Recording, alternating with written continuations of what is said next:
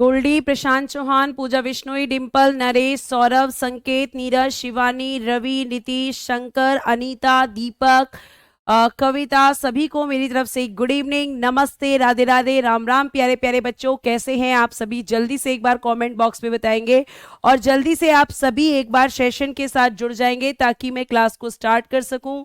जल्दी से आप सभी लाइव आ जाएंगे, फटाफट से एक बार सेशन के साथ जुड़ जाएंगे। राधे राधे प्यारे प्यारे बच्चों, राधे राधे, कैसे हो आप सभी? चलो स्टार्ट करेंगे आज की क्लास को। और मैंने कल ही आपको टॉपिक बता दिया था कि आज हम पढ़ेंगे इलेक्शन कमीशन, देन हम पढ़ेंगे आपका प्लानिंग कमीशन, देन हम पढ़ेंगे नीति आयोग और देन पढ़ेंगे हम यूपीएससी एसपीएससी।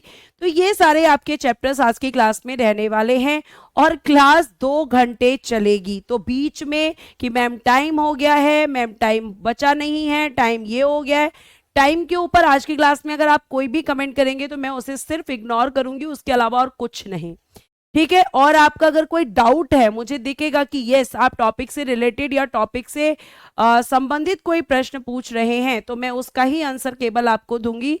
तो कुछ बच्चे इस बात पे हंस भी रहे हैं कि आज मैम ने जो है फॉर्मूला ठीक अपनाया है कि आज जो है टाइम के ऊपर कोई डिस्कशन नहीं होगा।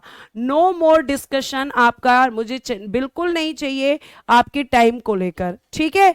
अब ध्यान से सुनिएगा। हाँ, एसएससी जीडी की 50,000 वैकेंसीज आ गई हैं, एक बच्चा कह रहा है जी सुखपाल जी। चलिए अब ध्यान से सुनिएगा, आगे चलते हैं और आप मुझे हेडिंग देंगे। पीडीएफ तो हम केवल नाम के लिए लगाते हैं, लिखना तो मुझे वैसे भी सारा हाथ से ही होता है, ठीक है। लिखना तो मुझे वैसे भी आपका सारा हाथ से ही लिखना होता है। तो हम आप चैप्टर्स की तरफ चलना स्टार्ट करते हैं और प्यारे प्यारे बच्चों आप ध्यान से सुनेंगे और चैप्टर का नाम आप लिखेंगे निर्वाचन आयोग, ठीक है। निर्वाचन आयोग की हम बात करेंगे और आप इसके बारे में बहुत अच्छे से और बहुत ध्यान से सुनेंगे।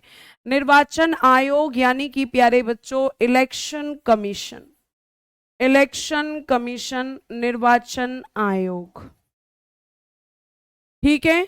तो इलेक्शन कमीशन, क्योंकि आपका सबसे ज्यादा क्वेश्चन यही आता है कि आखिर इलेक्शंस कौन कराता है, आखिर निर्वाचन कौन करवाता है। रोहित कह रहे हैं मैम आपसे एक क्वेश्चन है। रोहित क्वेश्चन पूछिए बच्चा, क्वेश्चन जल्दी से बताइए। यहां पर मोबाइल चार्ज नहीं है तो प्लग लगाओ, चार्जर लगाओ और जल्दी से चार्ज कर लो, ठीक है। आगे देखो, आप इलेक्शन कमीशन की अगर हम बात करते हैं तो कॉन्स्टिट्यूशन के पार्ट या आप कह सकते हैं कि भाग 15 में है, ठीक है। और आर्टिकल 324 से लेकर आर्टिकल 329 तक आपका इलेक्शन कमीशन है। ये इलेक्शन कमीशन आपका पार्ट 15 से लेकर और कहां तक है, आपका आर्टिकल 324 से लेकर 329 तक। कैग में पढ़ाऊंगी विकास, थोड़ा पेशेंस के साथ काम लेंगे। बोल दिया है कि कैग भी आपको पढ़ाया जाएगा, ठीक है। तो आपको ये ध्यान रखना है कि इलेक्शन कमीशन कॉन्स्टिट्यूशन के किस पार्ट में है। साथ साथ आप लिखेंगे कि ये एक संवैधानिक निकाय है, यानी कि ये एक कॉन्स्टिट्यूशनल बॉडी है। इसका मतलब मैम, इसका मतलब है कि इसके बारे में संविधान में प्रोविजन किया गया है, प्रावधान किया गया है। तो ये क्या है, कॉन्स्टिट्यूशनल बॉडी, कॉन्स्टिट्यूशनल बॉडी है। नेक्स्ट आप ध्यान रखेंगे, क्वेश्चन यहां से आता है इसकी स्थापना, यानी कि ये इस्टेब्लिश कब हुआ था, इस्टेब्लिश।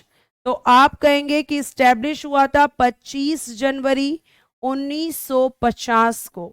और प्यारे बच्चे 25 ऑफ जैन 1950 में ही अगर हम बात करेंगे तो 25 ऑफ जैन 1950 को जिस दिन इसकी स्थापना हुई, हम क्या करते हैं 25 जनवरी को वोटर्स डे यानी कि मतदाता दिवस, वोटर्स डे यानी कि मतदाता दिवस सेलिब्रेट करते हैं। मतदाता दिवस जिस दिन इसकी स्थापना हुई उस दिन से हमने क्या शुरू किया, वोटर्स डे को आपका सेलिब्रेट करना स्टार्ट किया, ठीक है।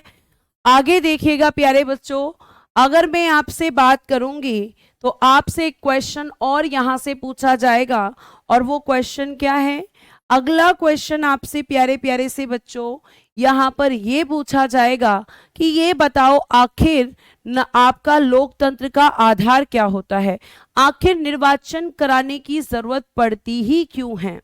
तो आपको बहुत अच्छे से ध्यान रखना है कि एक क्वेश्चन आपका होता है लोकतंत्र का आधार, यानी कि base of democracy, base of democracy.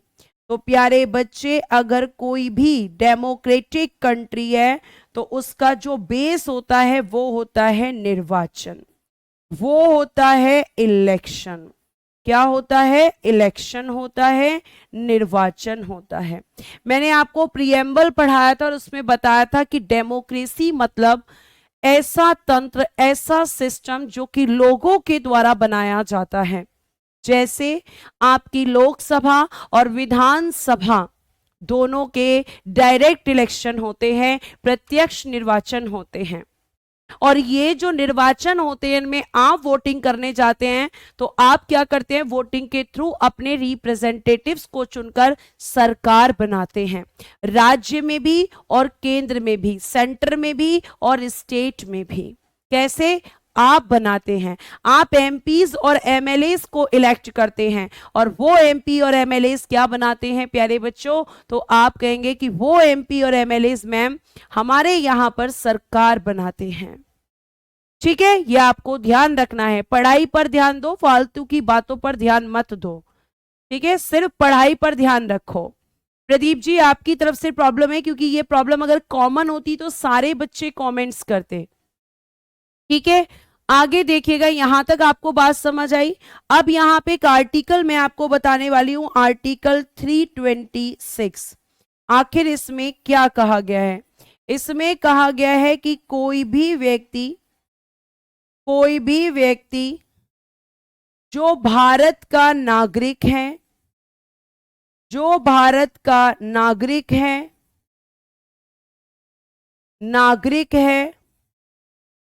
मतदान नागरिक है और जिसकी आयु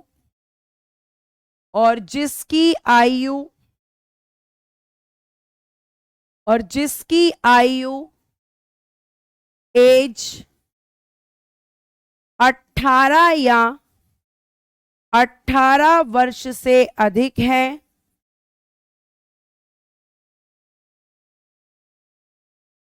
मतदान कर सकता है,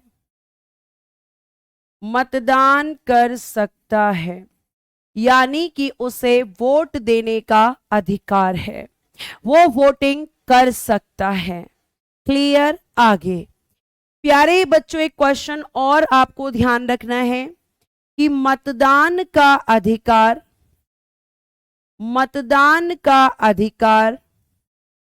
राइट ऑफ वोटिंग,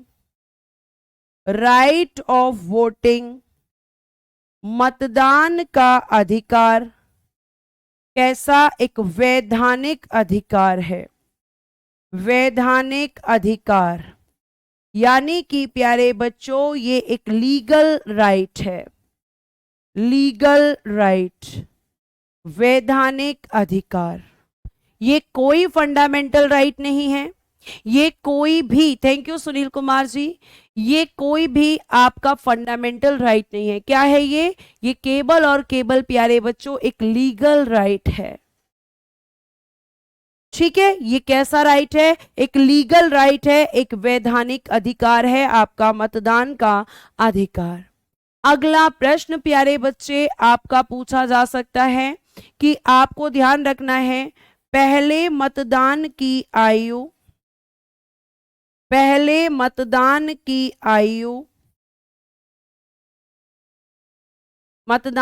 न्यूनतम आयु, मिनिमम एज 21 वर्ष थी,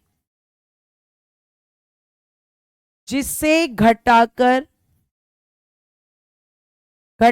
यानी कि रिड्यूस, जिसे घटाकर 21 18 वर्ष कर दिया गया। तो कब किया गया और किस संशोधन से? 21 से 18 कर दिया गया, लिखिएगा 61वां संविधान संशोधन 1989, 61 कॉन्स्टिट्यूशन अमेंडमेंट 1989 द्वारा। यानी पहले मिनिमम एज 21 थी, लेकिन इन प्रेजेंट वर्तमान में ये आयु कितनी है? 18 या 18 वर्ष से ज्यादा। क्लियर है? तो ये आपके एकदम बेसिक कॉन्सेप्ट जो कि मैंने यहां पर क्लियर किए हैं। आगे प्यारे बच्चों अब हम लिखेंगे, एक हेडिंग देंगे, निर्वाचन आयोग का गठन। निर्वाचन आयोग का गठन, ठीक है, का गठन। Composition of election commission. Composition of election commission, of election commission, composition of election commission. और ये दे रखा है प्यारे प्यारे से बच्चों आर्टिकल 324 में कि आपका कंपोजिशन कहां पर है, आखिर इलेक्शन कमीशन का गठन कैसे होता है, ये किस आर्टिकल में है? तो आप कहेंगे आर्टिकल 324 में है। और इस आर्टिकल के अकॉर्डिंग जो इलेक्शन कमीशन है ये एक कॉन्स्टिट्यूशनल बॉडी है, ये एक संवैधानिक निकाय है। ठीक है, आगे प्यारे बच्चों अब ध्यान से सुनिएगा कि ये जो इलेक्शन कमीशन है इसके बारे में 1989 से पहले इसमें केवल एक सदस्य होता था। इसमें केवल एक सदस्य होता था। यानी ये कैसी बॉडी थी? सिंगल मेंबर बॉडी थी। ठीक है, एक सदस्य होता था जिसे हम चीफ इलेक्शन कमिश्नर कहते हैं, जो वर्तमान में राजीव कुमार हैं। आपके इन प्रेजेंट वर्तमान में चीफ इलेक्शन कमिश्नर कौन है? तो आप कहेंगे कि मैम चीफ इलेक्शन कमिश्नर हमारे वर्तमान में राजीव कुमार हैं। तो पहले केवल चीफ इलेक्शन कमिश्नर ही इसमें होता था 1989 से पहले। लेकिन अब देखिएगा 1989 में इसे पहली बार बहुसदस्यीय निकाय यानी कि मल्टी मेंबर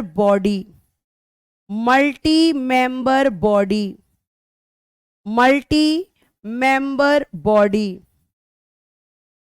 ठीक है, बनाया गया।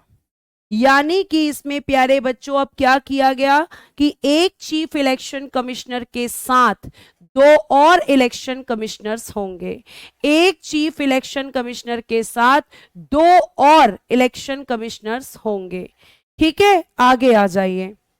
देखिए अब यहां जब मल्टी मेंबर बॉडी बनाया गया तो इसमें कौन कौन रखा गया? लिखिएगा 1 चीफ इलेक्शन कमिश्नर, जिन्हें आप मुख्य निर्वाचन आयुक्त कहते हैं। मुख्य निर्वाचन आयुक्त आप इनको कहते हैं। और ये आपके एक हुए। अब ये एक कब तक थे? 1989 तक थे।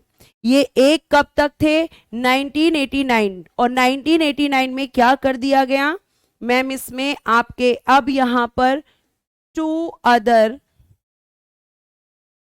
अदर इलेक्शन कमिश्नर, यानी कि दो अन्य निर्वाचन आयुक्त। और इन लोगों से मिलकर क्या बनता है? आपका इलेक्शन कमीशन। इन लोगों से मिलकर क्या बनता है? आपका निर्वाचन आयोग। अब बात आती है कि जो आपके चीफ इलेक्शन कमिश्नर हैं, ध्यान से, chief election commissioner then 2 other election commissioner. अगर हम इनकी बात करें तो इन सब की नियुक्ति कौन करता है? ठीक है, इन सबको नियुक्ति कौन देता है? तो राष्ट्रपति द्वारा, बाय द प्रेसिडेंट। प्यारे बच्चों, इनको अपॉइंट किया जाता है बाय द प्रेसिडेंट। तीनों की नियुक्ति कौन करते हैं? राष्ट्रपति करते हैं। ठीक है, फिर बात आती है कि भाई ये भी बता दो मैम इनका कार्यकाल कितना होता है, ये रेजिग्नेशन किसको देते हैं, साथ साथ अगर हम बात करें तो इनको हटाने की प्रक्रिया क्या होती है, ये सब हमें यहां पर पता होना चाहिए। तो ध्यान से सुनेंगे, बहुत अच्छे से मैं आपको बता रही हूं। अब बात करते हैं इनके कार्यकाल की, यानी कि इनके टेन्योर की। और आप जरा गौर से सुनिएगा, टेन्योर में पहले मैं बात करूंगी आपके मुख्य निर्वाचन आयोग। प्यारे बच्चों, इन्हें शॉर्ट में सीईसी भी कहते हैं, मुख्य निर्वाचन आयोग। शॉर्ट में क्या बोलते हैं इनको? सीईसी, यानी कि chief election commissioner. Chief election commissioner. Lumbaram ji आराम से ही पढ़ा रही हूं, ठीक है, बहुत जल्दी नहीं पढ़ा रही हूं। लिखकर जब कोई पढ़ाता है वो तेज वैसे भी नहीं पढ़ा सकता, क्योंकि उसे लिखना भी और समझाना भी। आप एक कमेंट करे जा रहे हो इतनी देर से, और किसी को तो कोई नहीं दिक्कत हो रही है, और इससे धीरे पढ़ाऊंगी तो आप सो जाओगे क्लास के अंदर। इससे धीरे अगर पढ़ाया तो नींद आ जाएगी क्लास के अंदर, ऐसा लगेगा कोई लोरी सुना रहा है आपको। ठीक है, तो आपको यहां पे ध्यान रखना है कि यहां पे जो बेटा सैलरी से क्वेश्चंस नहीं बनते हैं, जिया चौधरी, जहां से क्वेश्चंस बनते हैं वहां की सोचो। हर किसी की तुम्हें सैलरी जाननी है, जैसे कि तुम्हारे अकाउंट में आने वाली है सैलरी, उसकी जगह है ना, गवर्नमेंट आज तुमसे तुम्हारा अकाउंट नंबर मांगेगी और बोलेगी कि सीईसी की सैलरी बेटा आज तुम्हारे अकाउंट में डालेंगे, तो तुम्हें सैलरी की सबसे ज्यादा टेंशन होती है। अरे सैलरी नहीं पूछी जाती है आज के टाइम पे एग्जाम में, बताओ कौन से एग्जाम में सैलरी पूछी जा रही है? ये बहुत पुराने क्वेश्चंस हो गए हैं, इसका मतलब आप अभी अपने क्वेश्चंस देखते ही नहीं हैं। निकाय क्या होती है? एक संस्था, एक स्ट्रक्चर, एक बॉडी। भीम जी, ठीक है, एक लव कुश मीना जी हैं, उनके जीवन का इतना दुख है जो खत्म ही नहीं हो पा रहा है, और हो भी नहीं पाएगा बेटा। ठीक है, इतने कष्ट है आपके जीवन में इसी उम्र में, मतलब पढ़ने की उम्र में भी तुम्हें पढ़ना नहीं है। हद करते हो भाई तुम लोग, जहां से क्वेश्चंस आते हैं वहां पे फोकस करो। ठीक है, प्रदीप पटेल जी, कोई मैक्सिमम एज नहीं है प्राइम मिनिस्टर की। हाँ जी बच्चा, इनकी नियुक्ति होती है, अपॉइंटमेंट होती है इनकी भी। ठीक है, अब आगे देखिएगा, आगे देखिए यहां पर इनका कार्यकाल अगर हम बात करेंगे तो प्यारे बच्चों या तो 6 वर्ष या 65 वर्ष की आयु, 65 वर्ष की आयु, age of 65 years, age of 65 years, 65 वर्ष की आयु लिखिएगा। जो भी पहले हो, जो भी पहले हो, कहने का मतलब ये है प्यारे बच्चे कि ये दोनों ही इनके रिटायरमेंट के कंडीशंस हैं। ठीक है, ये दोनों ही क्या है? इनके रिटायरमेंट के कंडीशंस है। वर्तमान में बच्चा 3 सदस्य हैं, वर्तमान में निर्वाचन आयोग में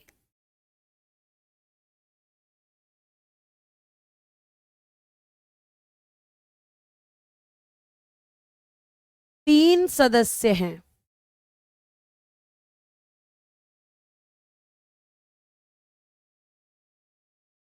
ठीक है, अब आगे देखिए यहां पर, क्लियर, आगे देखिए यहां पर ध्यान से सुनो भाई, आ जाओ, अब ध्यान से सुन लीजिए मेरी बात को। देखो यहां पर आप लोगों के साथ बड़ी दिक्कतें हैं। ठीक है, देखो यहाँ पे एक व्यक्ति है ए, हमने जब इसे सीईसी अपॉइंट किया था तो इसकी एज कितनी थी? एज थी 60। और एक व्यक्ति है बी, जब हमने इसे सीईसी बनाया था तो इसकी एज थी प्यारे बच्चों 55। तो आप मुझे ये बताओ कि ए अगर रिटायर होगा तो वो किस बेस पर? अगर ए रिटायर होगा तो वो किस बेस पर होगा, जल्दी से बताइए,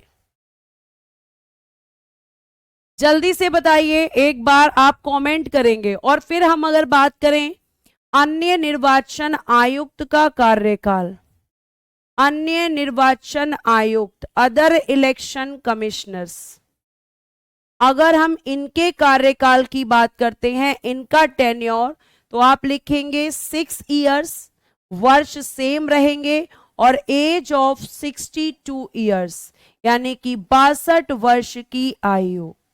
ठीक है, जो भी इसमें पहले हो, 62 वर्ष की आयु, तो आपके ईयर सेम रहेंगे। आई थिंक आपने आंसर कर दिया होगा। शाबाश। क्या देखेंगे मैम, एज देखेंगे, एज के बेस पर, क्योंकि वो 5 साल बाद ही 65 के हो जाएंगे। अगर हम ईयर्स देखेंगे तो वो 6 साल बाद 66 के हो जाएंगे। और एज की लिमिट कितनी है, 65। कॉमन सेंस का यूज करो। जो बच्चे कह रहे हैं कि ईयर्स, ईयर्स कैसे देख लोगे, ईयर्स कैसे देख लोगे, क्योंकि वो आपके अगर ईयर्स देखोगे तो 6 साल बाद वो कितने के, 66 के हो जाएंगे। जबकि मैक्सिमम एज, ये बेटा क्या है, ये मैक्सिमम एज है, इससे ज्यादा एज का व्यक्ति सीईसी नहीं बन सकता है। ये इनकी अधिकतम आयु है, न्यूनतम आयु नहीं है। एज के बेस पर ये रिटायर होंगे। क्लियर है? आगे इसीलिए ये एग्जाम्पल्स दिए जाते हैं ताकि आपको चीजें क्लियर हो जाएं। आगे आइए, अब बात करते हैं कि इनका त्यागपत्र, ये लोग त्यागपत्र किसको देते हैं, त्यागपत्र दोनों का बात करेंगे हम, सीईसी प्लस आपके अन्य निर्वाचन आयुक्त, अन्य निर्वाचन आयुक्त, तो ये लोग किसको देते हैं रेजिग्नेशन, सीधा सा यहां पे एक आंसर है, राष्ट्रपति को, राष्ट्रपति को देते हैं। त्यागपत्र राष्ट्रपति को देते हैं, तीनों के तीनों।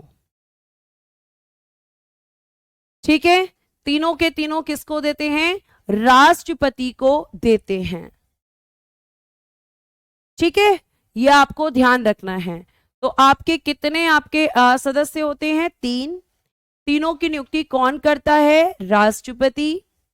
इनका कार्यकाल कितना होता है, तो सीईसी का 6 वर्ष या 65 वर्ष की आयु, और अन्य का 6 वर्ष या 62 वर्ष की आयु। त्यागपत्र किसे देते हैं, तो आप कहेंगे कि वो देते हैं आपके त्यागपत्र देते हैं राष्ट्रपति को। बेटा आपकी जो भी प्रॉब्लम्स है, मैं क्लास के एंड में 5 मिनट आपकी प्रॉब्लम सुनूंगी, लेकिन क्लास के बीच में नहीं। सो प्लीज आप पूरा फोकस करें केवल और केवल अपने पढ़ने पर। ठीक है, आजाद जी क्या समझ में नहीं आया है वो बताइए। एबी इलेक्शन का चीफ कौन होता है, अभी इलेक्शन का, अच्छा अभी आपके चीफ इलेक्शन कमिश्नर है राजीव कुमार, राहुल पवार, शुरू में ही बताया है मैंने। सीईसी का फुल फॉर्म पूछने वाले बच्चे को मैं ये कहूंगी को अब पहले तो अपने थप्पड़ लगाए दो गाल पे, इतनी देर से चिल्ला रही हूं, चीफ इलेक्शन कमिश्नर, और ये देखो यहां लिखा हुआ है मुख्य निर्वाचन आयुक्त के सामने, है ना। वो तो ऑनलाइन घूसे और डंडे नहीं पड़ते हैं, वरना तुम लोग की खूब पिटाई होती, अगर ऑनलाइन पिटाई हो सकती तो। और उसी चीज का फायदा उठाते हो तुम लोग, पिटाई होनी चाहिए तुम्हारी। मतलब टीचर बोल रहा है इतनी देर से, लेकिन कोई फर्क ही नहीं है। मैं बार बार बोल रही हूँ, सीईसी मतलब चीफ इलेक्शन कमिश्नर। ठीक है, आगे आ जाइए। अब यहाँ पे त्यागपत्र, अब यहाँ पे बात आती है कि इन्हें हटाया कैसे जाएगा। आखिर इन्हें हटाना होगा तो कौन हटाएगा और किस तरीके से हटाएगा। सोचो अगर ऑनलाइन डंडा या घूसा होता तो तुम कितने पिट रहे होते, है ना। काश ऐसा भी हो सकता। चलो ध्यान से सुनो, अब यहां पे आपको मेरी बात को बहुत अच्छे से ध्यान रखना है। अब यहां पे आपको ये पता होना चाहिए कि मैं आपको बता रही हूं हटाने की प्रक्रिया, हटाने की प्रक्रिया, removable process, removable process, removable process, हटाने की प्रक्रिया। अब ये जो रिमूवेबल प्रोसेस होता है दोनों का अलग अलग है। जैसे मुख्य निर्वाचन आयुक्त का देखेंगे हम सबसे पहले। मुख्य निर्वाचन आयुक्त यानी कि सीईसी, चीफ इलेक्शन कमिश्नर। मुख्य निर्वाचन आयुक्त सीईसी, बेटा ध्यान से सुनिएगा, इन्हें उसी प्रकार पद से हटाया जाता है, पद से हटाया जाता है जिस प्रक्रिया से उच्चतम न्यायालय,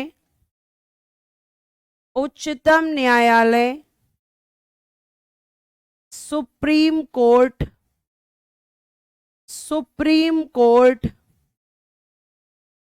उच्चतम न्यायालय के न्यायाधीशों यानी जजेस, न्यायाधीशों को उनके पद से हटाया जाता है, उनके पद से हटाया जाता है। अब आप कहेंगे मैम आपने बताया ही नहीं है कि सुप्रीम कोर्ट के जज कैसे हटते हैं, तो बताऊंगी। जब मैं आपको यहां पे ध्यान से सुनिएगा कि जब मैं आपको सुप्रीम कोर्ट पढ़ाऊंगी तो वहां पे मैं आपको बताऊंगी कि किस तरीके से वो लोग हटते हैं। जैसे वो हटते हैं सेम आपके चीफ इलेक्शन कमिश्नर भी वैसे ही हटते हैं। थोड़ा सा बता देती हूं, इनको हटाने का अधिकार संसद को है। संसद इसके लिए एक प्रस्ताव लाती है, उसे लोकसभा और राज्यसभा दोनों से पास कराती है और फिर अगर वो पास हो जाता है तो राष्ट्रपति के पास सिग्नेचर के लिए जाता है और जैसे ही राष्ट्रपति सिग्नेचर करते हैं, आपका सुप्रीम कोर्ट का जज हो, चाहे इलेक्शन कमिश्नर हो, चाहे आपका कैग हो, चाहे आपका कह सकते हैं कि जजेस ऑफ हाई कोर्ट यानी उच्च न्यायालय के न्यायाधीश हों, सबको हटाने का एक ही प्रोसीजर होता है। ठीक है, सबको हटाने का एक ही प्रोसीजर होता है। आगे देखिएगा, अब यहां पे अन्य निर्वाचन आयुक्त, अन्य निर्वाचन आयुक्त, अदर इलेक्शन कमिश्नर लिखिएगा, इनको मुख्य निर्वाचन आयुक्त,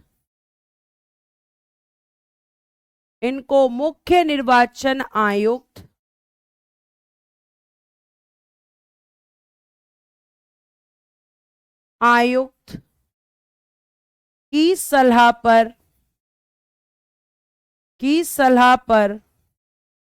राष्ट्रपति द्वारा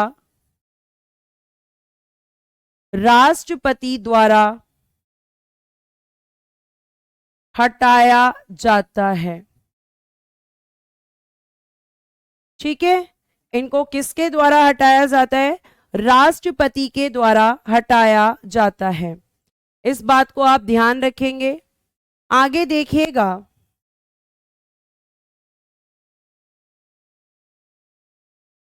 चलो आगे देखिएगा, आप हेडिंग दीजिएगा, आयोग के कार्य एवं शक्तियां,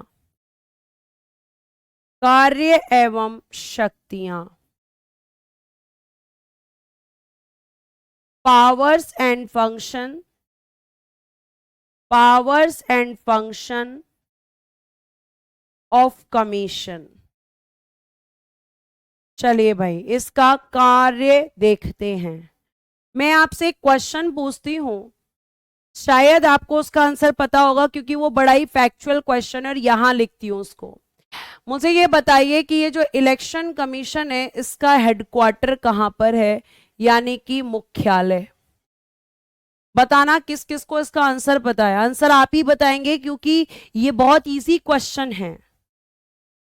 दोबारा सीईसी मैम दोबारा बन सकते हैं अगर उनकी ये 65 हो चुकी है, ठीक है, तो नहीं बन सकते हैं, और अगर नहीं हुई है तो बन सकते हैं।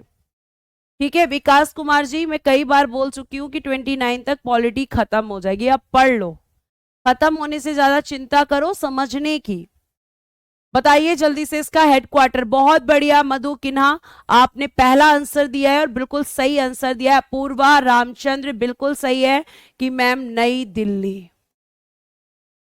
ठीक है, नई दिल्ली में है। अब हम देखेंगे भाई कमीशन के कार्य, अब हम देखेंगे आयोग के कार्य, और उसको हम ध्यान से सुनिएगा। आयोग के जो कार्य होते हैं उसमें मैं आपको पहला कार्य, एक मिनट हेडिंग कहाँ दी थी मैंने, एक मिनट रुक जाइएगा, ये रहे, इसमें लिखिएगा पहला कार्य, पहला कार्य लिखिएगा निर्वाचनों का संचालन, निर्वाचनों का संचालन, conduct of the election, conduct of the election, conduct of the election, निर्वाचनों का संचालन, कंडक्ट ऑफ द इलेक्शन किस किस का करवाता है मैम?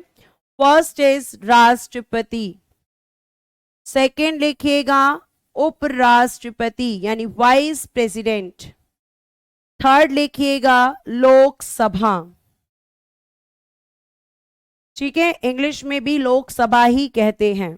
उसके बाद फोर्थ लिखिएगा राज्यसभा, फिफ्थ लिखिएगा विधानसभा, और सिक्स्थ लिखिएगा विधान परिषद,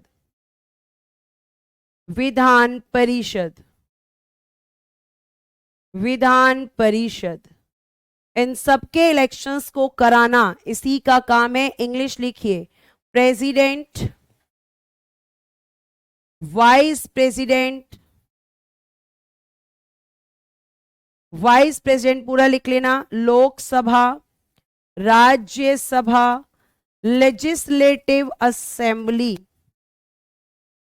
लेजिस्लेटिव असेंबली, और इधर लिखिएगा लेजिस्लेटिव काउंसिल। तो इन सबका इलेक्शंस कौन कंडक्ट कराता है? ये इलेक्शन कमीशन। जितने भी आपने अभी इलेक्शन पढ़े हैं, जैसे लोकसभा पढ़ लिया, राज्यसभा पढ़ लिया, विधानसभा, राष्ट्रपति, उपराष्ट्रपति, सब आपने पढ़ लिया। तो ये इलेक्शंस कौन करा रहा है? सारे के सारे आपके कौन करा रहा है? गवर्नर का इलेक्शन नहीं होता है गुलशन कुमार, इसका मतलब आपने क्लास नहीं देखी है। आपके कमेंट्स ही मुझे बता देते हैं कि कौन बच्चा क्लास देख रहा है और कौन नहीं। बताइए, मैंने बताया है गवर्नर का अपॉइंटमेंट होता है, बच्चा कह रहा है गवर्नर का इलेक्शन भी यही करवाता है।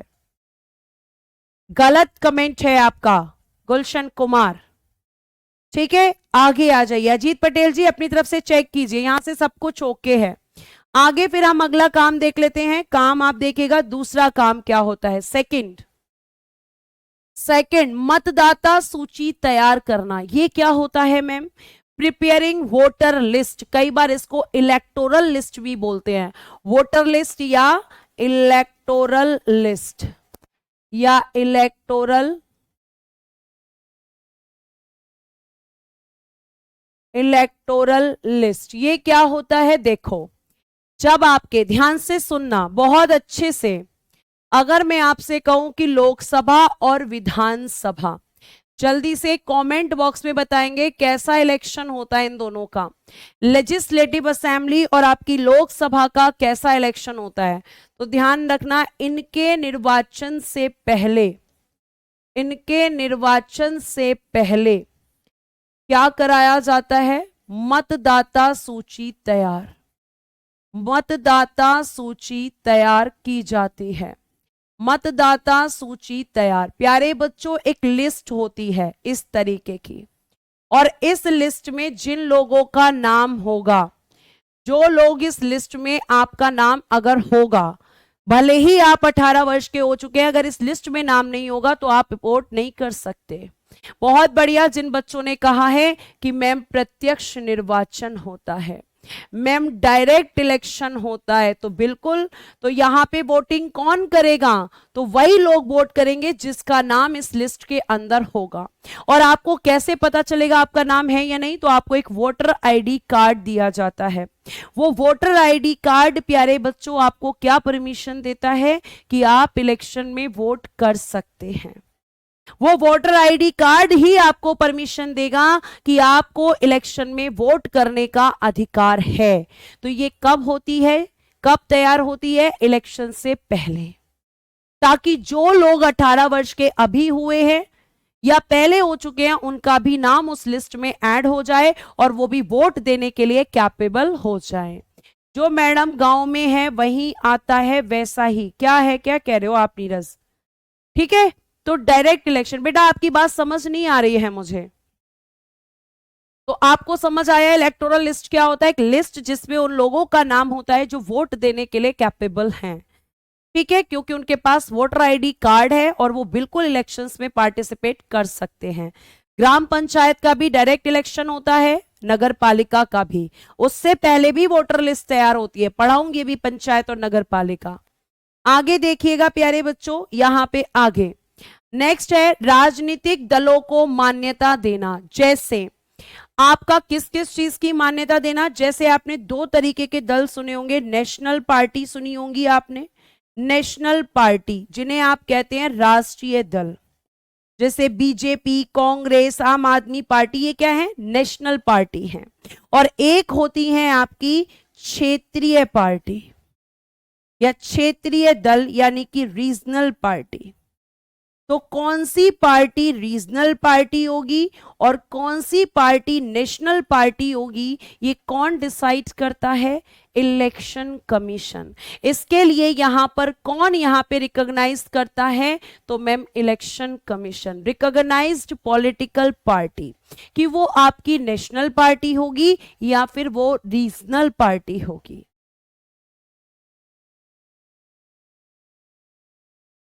ठीक है, तो आप ये कह सकते हैं कि राजनीतिक दलों को मान्यता देना इसका काम है। अगला काम है प्यारे बच्चे, राजनीतिक दलों को चुनाव चिन्ह प्रदान करना। ये जैसे जैसे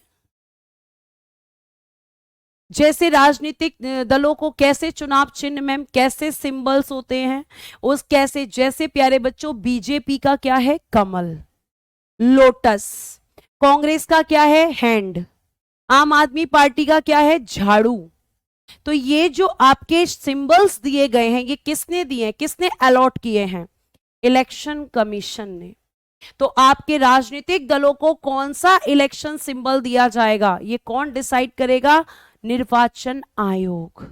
कौन डिसाइड करेगा? निर्वाचन आयोग। ठीक, अब आता है निर्वाचन का संचालन करना, कंडक्टिंग इलेक्शंस। ये मैं ऑलरेडी आपको बता चुकी हूं, ये मैं ऑलरेडी आपको बता चुकी हूं। तो क्या क्या इलेक्शंस कराना? वोटर लिस्ट को तैयार करना, राजनीतिक दलों को मान्यता देना, राजनीतिक दलों को चुनाव चिन्ह देना। ये सब कौन कराता है?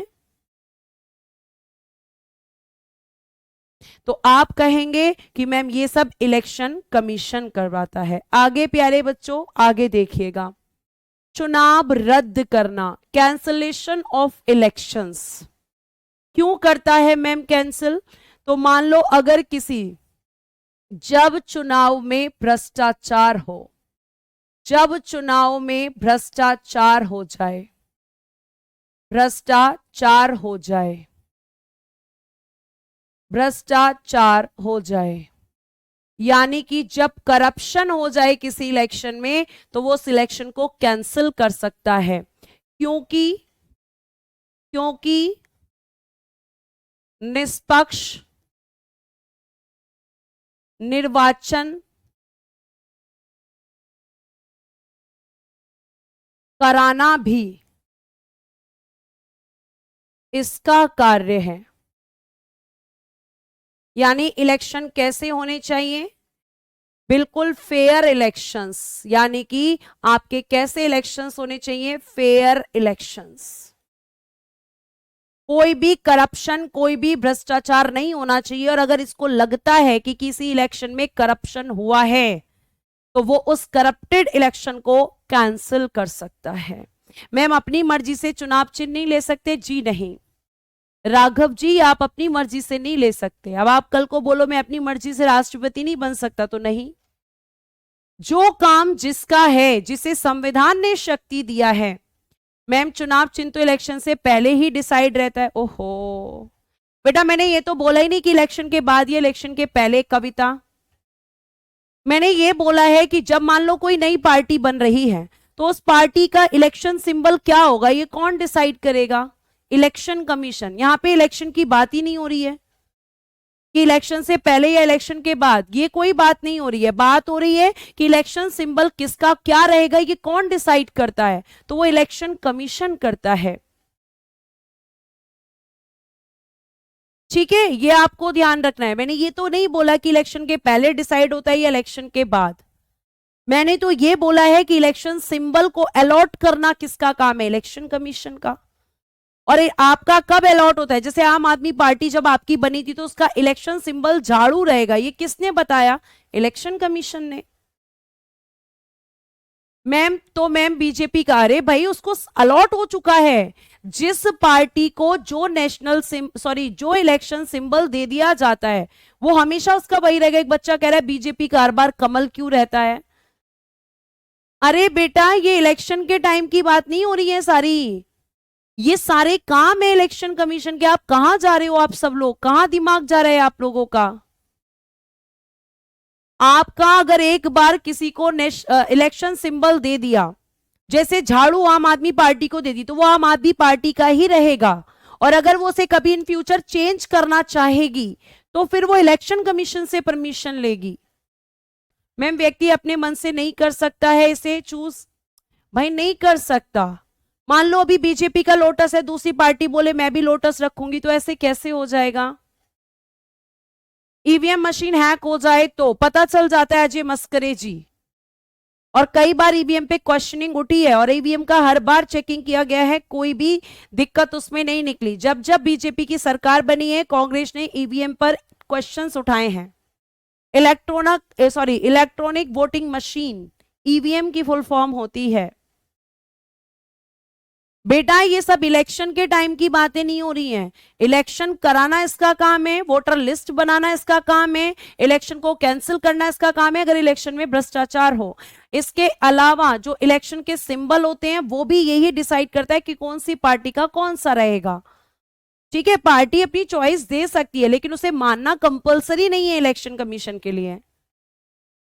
आगे आ जाइए अब यहां पर आदर्श चुनाव संहिता। सबसे ज्यादा क्वेश्चन आता है मॉडल कोड ऑफ कंडक्ट।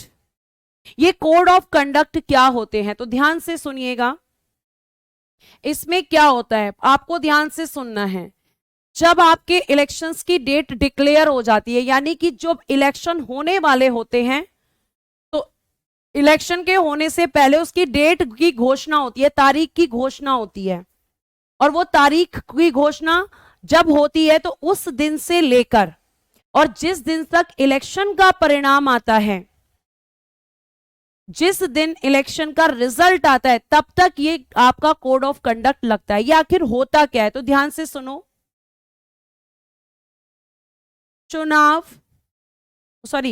राजनीतिक दलों यानी कि पॉलिटिकल पार्टीज, राजनीतिक दलों के लिए इसमें चुनाव आयोग द्वारा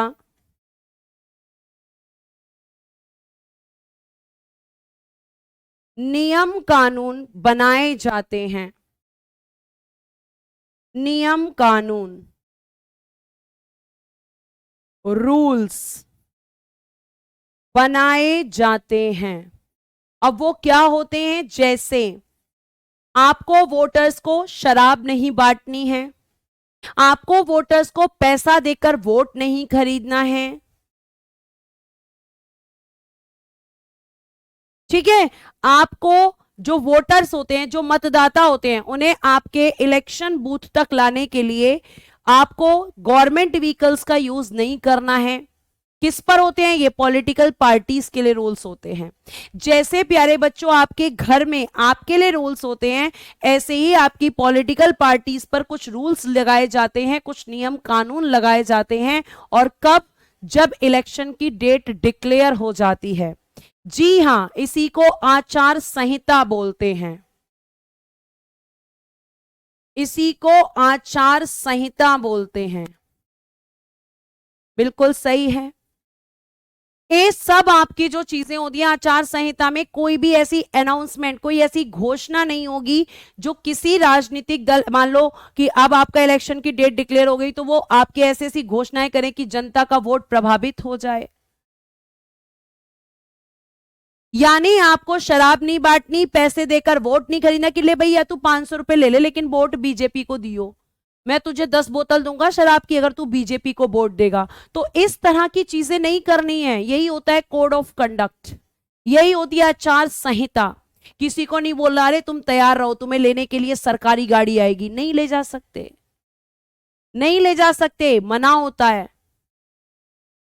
बीजेपी कहने लगे मुझे वोट दे दो, वोट लेने के बाद में जितने भी वोट होंगे उसके बाद सबको मैं पैसा बांटूंगी, लोगों का, वो लोग कहेंगे अरे वाह पैसा मिलेगा चलो वोट दे के आ जाते हैं। तो ये सब नहीं कर सकते। लेकिन कब से शुरू होती है ये? तो आप ध्यान रखना, चुनाव की तारीख की घोषणा के दिन से, मतलब जिस दिन से इलेक्शन होगा, दिन से लेकर चुनाव के परिणाम तक, परिणाम यानी कि रिजल्ट, कि भैया कौन सी पार्टी जीती है, रिजल्ट तक लागू। इसी को कहते हैं कोड ऑफ कंडक्ट। सब कुछ होता है, जी हां बिल्कुल होता है। प्रैक्टिकल लाइफ बिल्कुल अलग है। मैं आपकी बातों से सहमत हूं, मैं आपकी बातों से सहमत हूं। और ये सब प्यारे बच्चे प्रधानी के इलेक्शन में भी आप देखते होंगे। अब देखिएगा यहां पर लास्ट, बहुत अच्छे से मैं अब आपको बताने जा रही हूं। एक क्वेश्चन पूछा जाता है कि चुनाव प्रक्रिया का प्रारंभ कैसे होता है। यानी अगर लोकसभा के इलेक्शन, बफरिंग, ओके मैं चेक कर लेती हूं एक बार।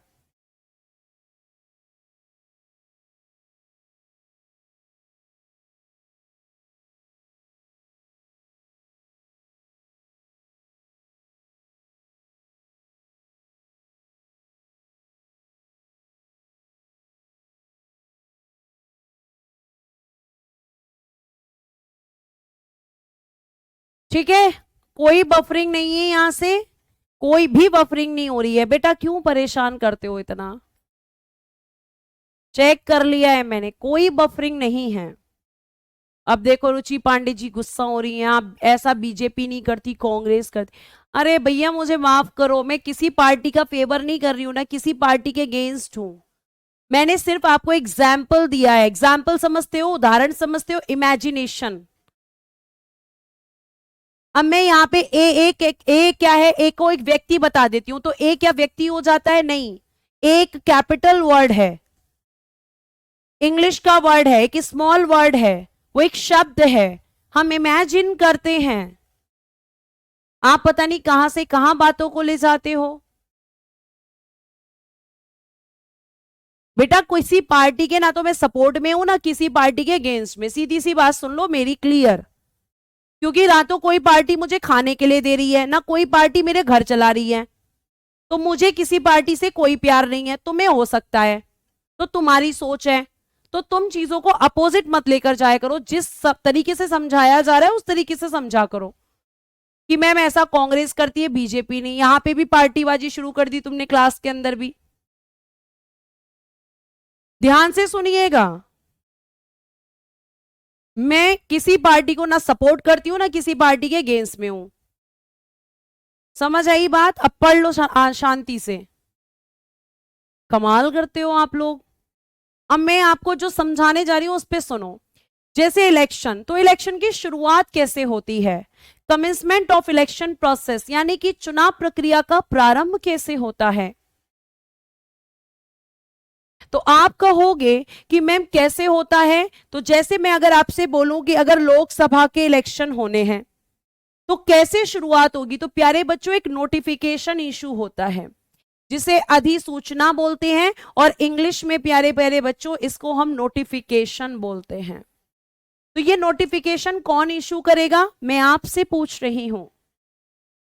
तो आपका ये नोटिफिकेशन कौन इशू करेगा, राष्ट्रपति, ठीक है, प्रेसिडेंट। अब मैं आपसे अगला, प्यारे बच्चों अगर विधानसभा का इलेक्शन होना है तो बताओ नोटिफिकेशन कौन इशू करेगा।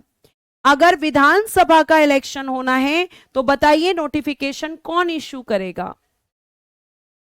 अगर लेजिस्लेटिव असेंबली के लिए इलेक्शन होने हैं तो नोटिफिकेशन कौन इशू करेगा, जल्दी से बताएं प्यारे बच्चों, बहुत जल्दी से बताइए प्यारे प्यारे बच्चों, जल्दी आंसर कीजिए फटाफट।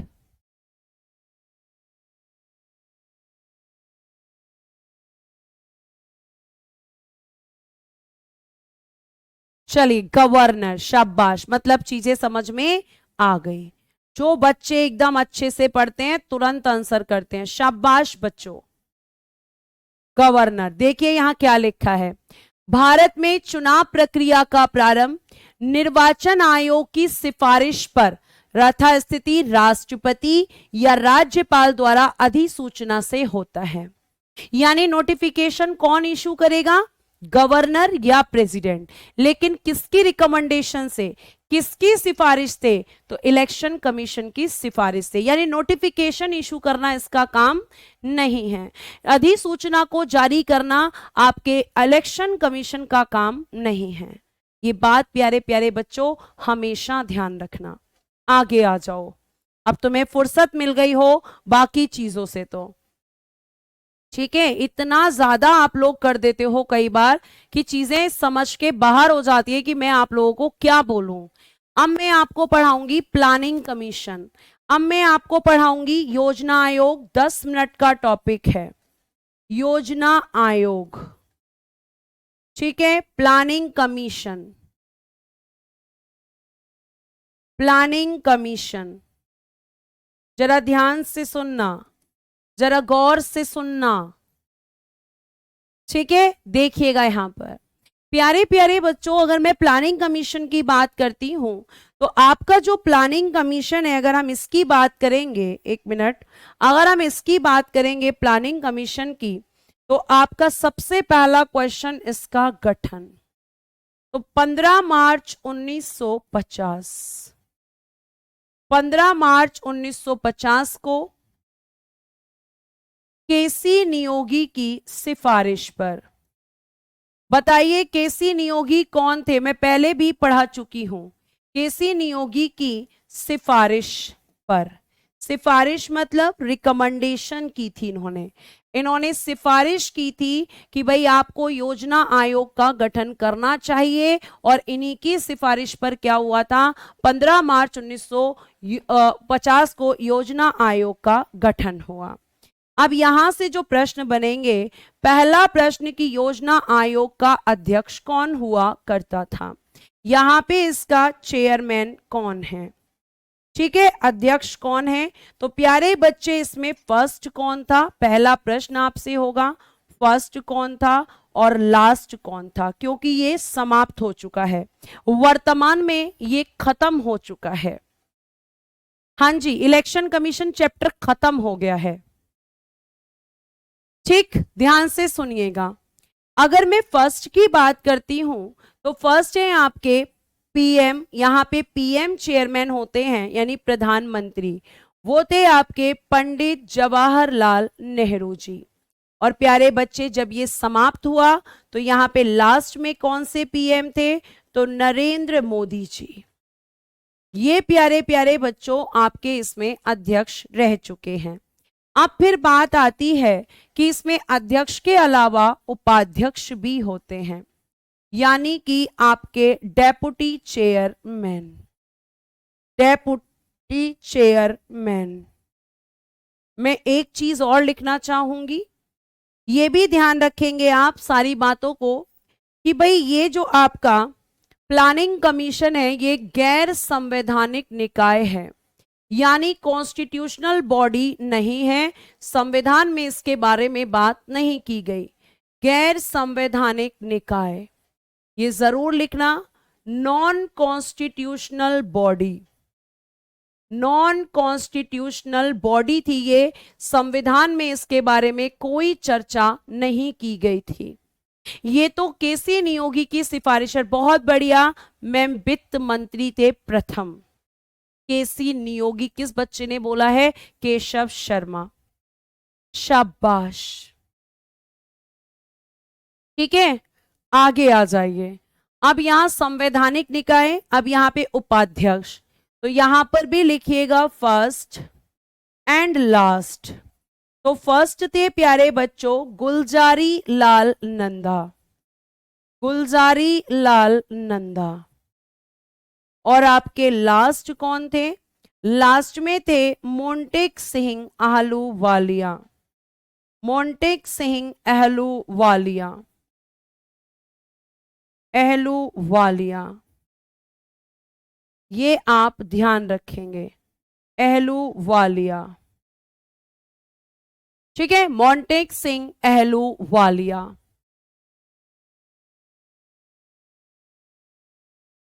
ठीक है, बहुत बढ़िया, क्लियर। आगे ये आपका प्लानिंग कमीशन, लेकिन ये हुआ करता था, अब नहीं है, इसके नीचे ही लिखेंगे। अब यह है समाप्त हो गया है और इसकी जगह हो गया है, और इसकी जगह नीति आयोग, नीति आयोग बनाया गया है, नीति आयोग बनाया गया है। तो अगला आप क्या पढ़ने वाले हैं? नीति आयोग। अगला हम पढ़ने वाले हैं नीति आयोग। क्लियर, आगे आइए। अब मैं आपसे यहां पर भी कुछ क्वेश्चंस पूछूंगी। पहले नीति आयोग के बारे में हम लिखते हैं, हेडिंग दीजिएगा नीति आयोग। ठीक है, पहले तो फुल फॉर्म ही इसकी पूछी जाती है, national institute of transforming India, transforming India, NITI Aayog. ये क्या है? गैर संवैधानिक निकाय है, ये भी नॉन कॉन्स्टिट्यूशनल बॉडी, इसका भी संविधान में कोई जिक्र नहीं है। उसके बाद इसका गठन यानी कि फॉर्मेशन, तो लिखिएगा कब हुआ था? 1 जनवरी 2015, ये इसके फॉर्मेशन की डेट थी, 1 जनवरी 2015। नेक्स्ट आप देखेंगे, यह भारत सरकार का बौद्धिक संस्थान है, बौद्धिक संस्थान यानी कि थिंक,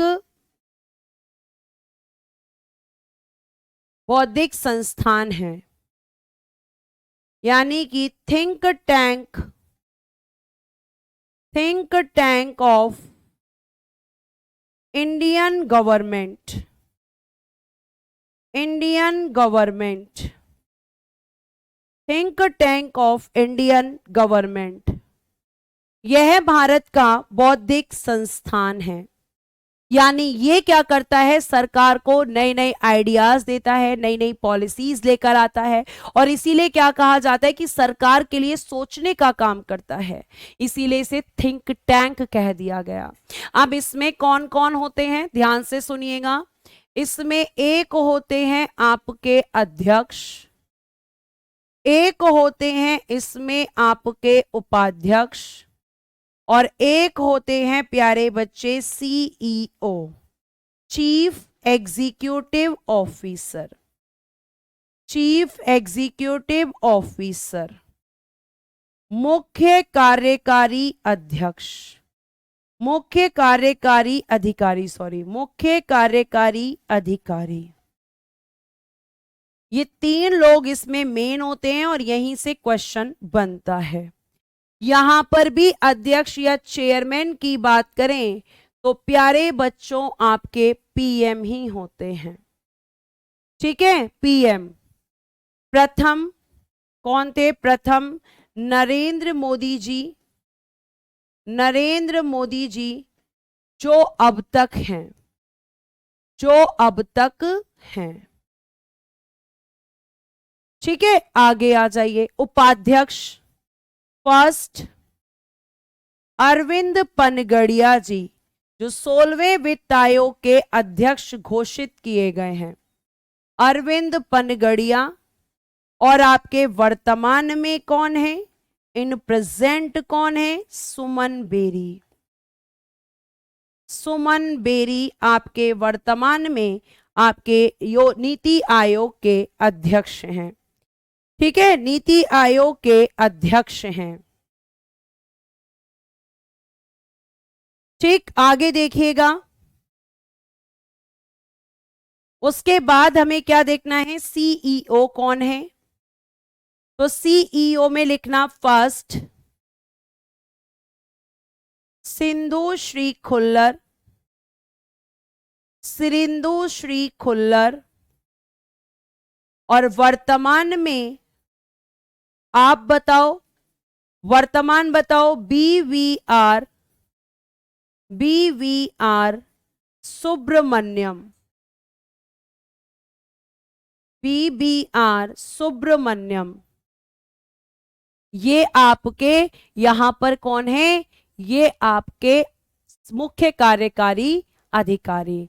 अब मैम एक क्वेश्चन, हमें आज तक बहुत सारे बच्चे कंफ्यूज रहते हैं कि आखिर ये जो दो सदस्य होते हैं, उपाध्यक्ष और सीईओ, तो प्यारे बच्चों ध्यान रखना, इनकी नियुक्ति होती है, ये अपॉइंट होते हैं। और कौन करता है? प्रधानमंत्री द्वारा नियुक्त, प्रधानमंत्री द्वारा नियुक्त होते हैं। ये प्यारे प्यारे से बच्चों आपका योजना आयोग और आपका नीति आयोग। ठीक है, सौरभ जी क्या है? वीसी राजकुमार, राजीव कुमार, किसकी बात कर रहे हो आप? वीवीआर सुब्रमण्यम इसके सीईओ हैं प्रेजेंट में और उपाध्यक्ष हैं सुमन बेरी। आप इसे क्रॉस वेरीफाई कर सकते हो। ठीक है, यहां तक की बात समझ में आई? इसमें तो कुछ ऐसा था ही नहीं कि भाई इसका गठन कब हुआ, अध्यक्ष कौन है, उपाध्यक्ष कौन है, ये सब। ठीक है, आगे अगर मैं आपसे बात करूं कि आपका ये खत्म हो गया, जी मैम खत्म हो गया।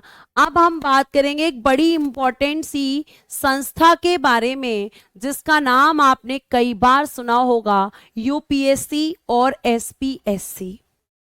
यूपीएससी क्या होती है, एसपीएससी क्या होती है, आखिर इसमें कितने मेंबर्स होते हैं, कितने इसके आपके अध्यक्ष कौन होते हैं, ये सब। तो ये यूपीएससी के बारे में पूछा जाता है। ठीक है, अब देखो कृष्णा ब्लॉग्स जी, वहां से आपका क्वेश्चन जहां से आएगा उतना कंटेंट आपके पास जा रहा है। अगर इसके बाहर क्वेश्चन आ जाए तो आप मुझे टैग कर देना ग्रुप के अंदर। बेटा प्लीज आपसे रिक्वेस्ट है, एग्जाम ओरिएंटेड कंटेंट पर फोकस करें। आपके जो इधर उधर के प्रश्न होते हैं वो आपको सिर्फ भटकाव देंगे, उसके अलावा कुछ नहीं।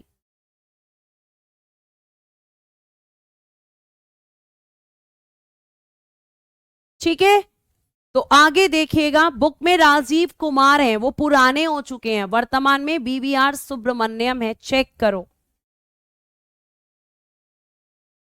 ठीक है, आगे बहुत बढ़िया निखिल कुमार, आपसे यही उम्मीद है, मुझे कमेंट यही करेंगे आप, क्योंकि पढ़ने में दिमाग नहीं है आपका, कमेंट बता रहा है आपका।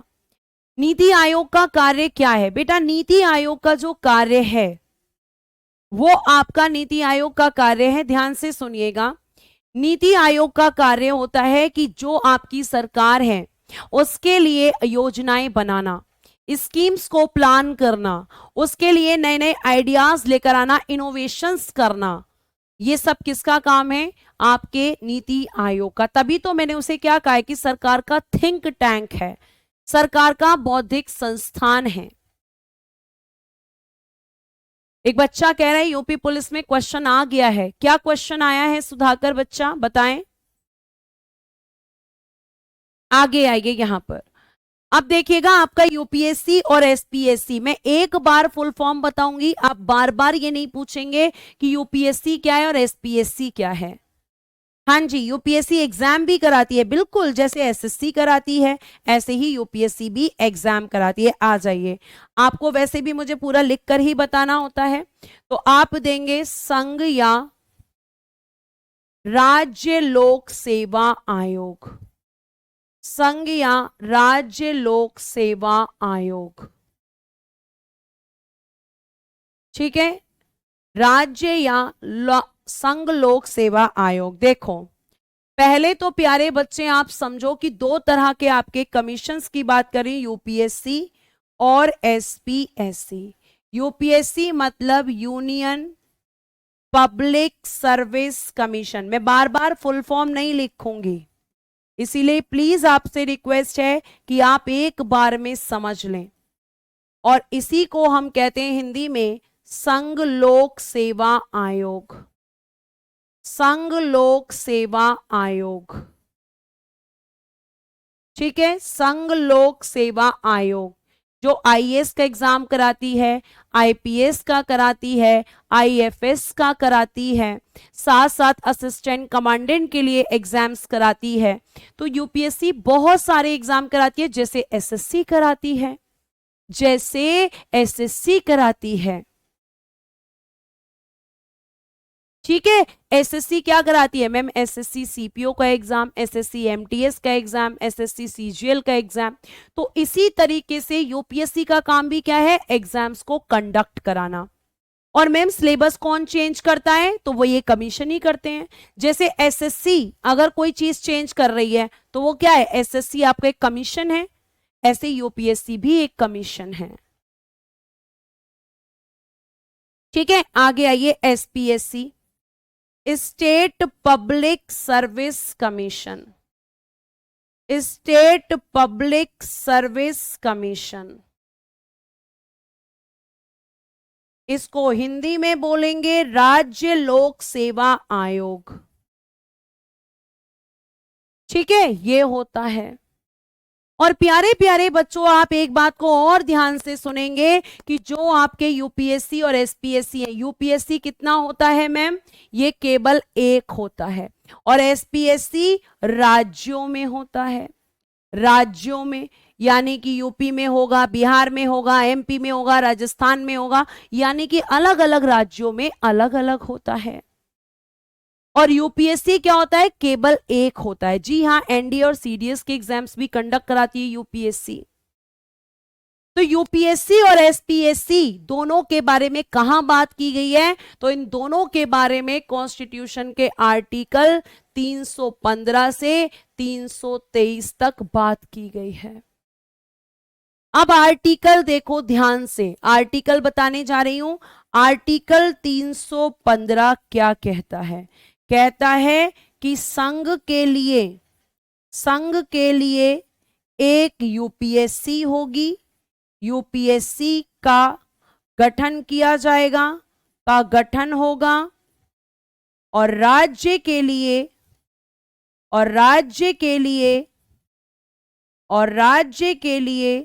एक एसपीएससी का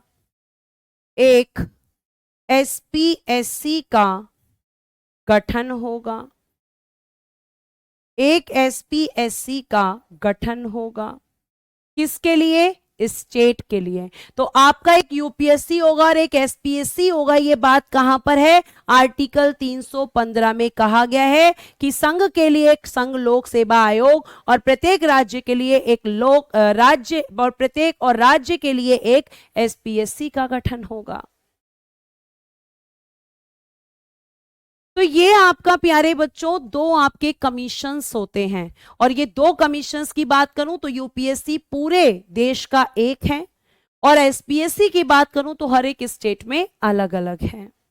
ठीक है, काम क्या होता है, एग्जाम्स को कंडक्ट कराना होता है, यानी कि आपके जो एग्जाम होते हैं अभी मैंने बताया, और साथ साथ अगर कोई सिलेबस में चेंज करना है तो भी यूपीएससी करती है, और अगर एसपीएससी को करना है तो एसपीएससी करती है।